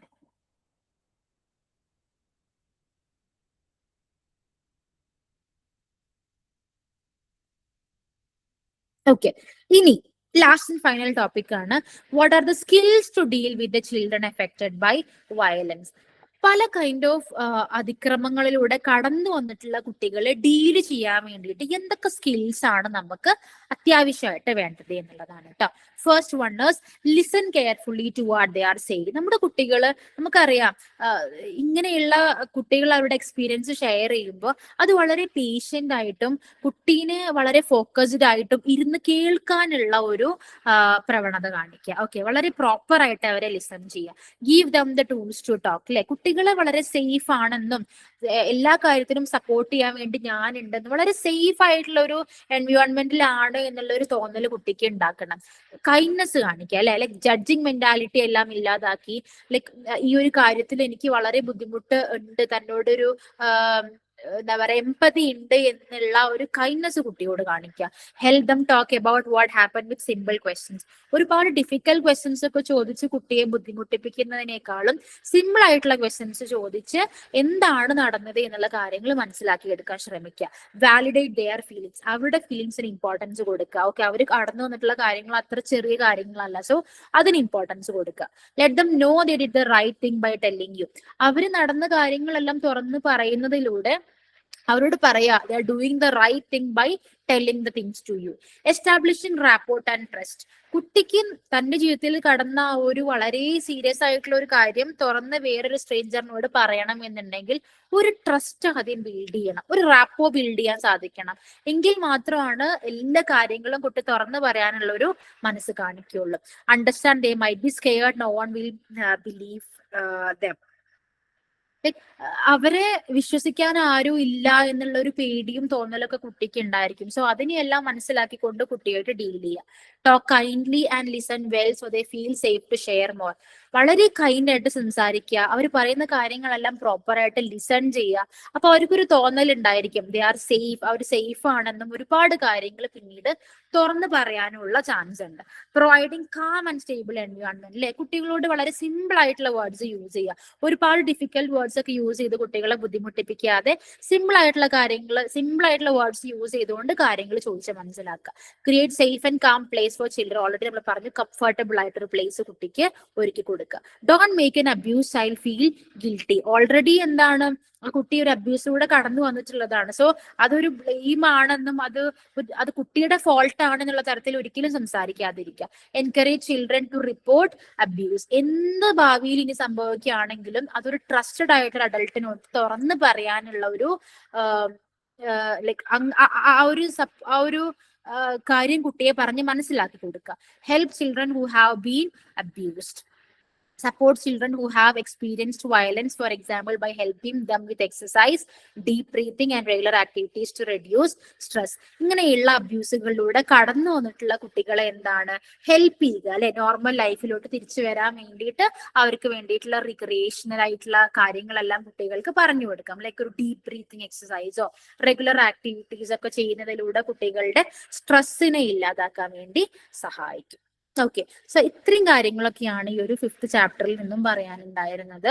Overall child rights and protection എന്ന് പറഞ്ഞിട്ടുള്ള പേപ്പറിൽ വളരെ എന്താ പറയാ ഏറ്റവും കൂടുതൽ ചോദിക്കാൻ ചാൻസ് ഉള്ള കാര്യങ്ങളൊക്കെയാണ് നമ്മൾ ഡിസ്കസ് ചെയ്തത്. ബാക്കി കാര്യങ്ങളൊന്നും ഇമ്പോർട്ടന്റ് അല്ല എന്നുള്ളതല്ല, നമ്മൾ ഈ പറഞ്ഞ ടോപ്പിക്സിന് കൂടുതൽ ഇമ്പോർട്ടൻസ് കൊടുക്കുക. ഈ കാര്യങ്ങൾ എന്തായാലും പഠിച്ചിട്ട് പോവുക, ബാക്കിയുള്ള കാര്യങ്ങളും ത്രൂ ഔട്ട് വായിച്ചിട്ട് വേണം എക്സാമിലോട്ട് പോകാൻ വേണ്ടിയിട്ട്. So all the best for your exam. ഇനി ഗോ ത്രൂ ചെയ്യുക, ഈച്ച് ലൈൻ ബൈ ലൈൻ വായിച്ചു നോക്കുക, ഡൗട്ടോ കാര്യങ്ങളോ ഉണ്ടെങ്കിൽ കോണ്ടാക്ട് ചെയ്യുക. So all the best for your exams. എപ്പോഴും നമ്മുടെ സപ്പോർട്ടും കൂടെ ഉണ്ടായിരിക്കും എക്സാം വരെ.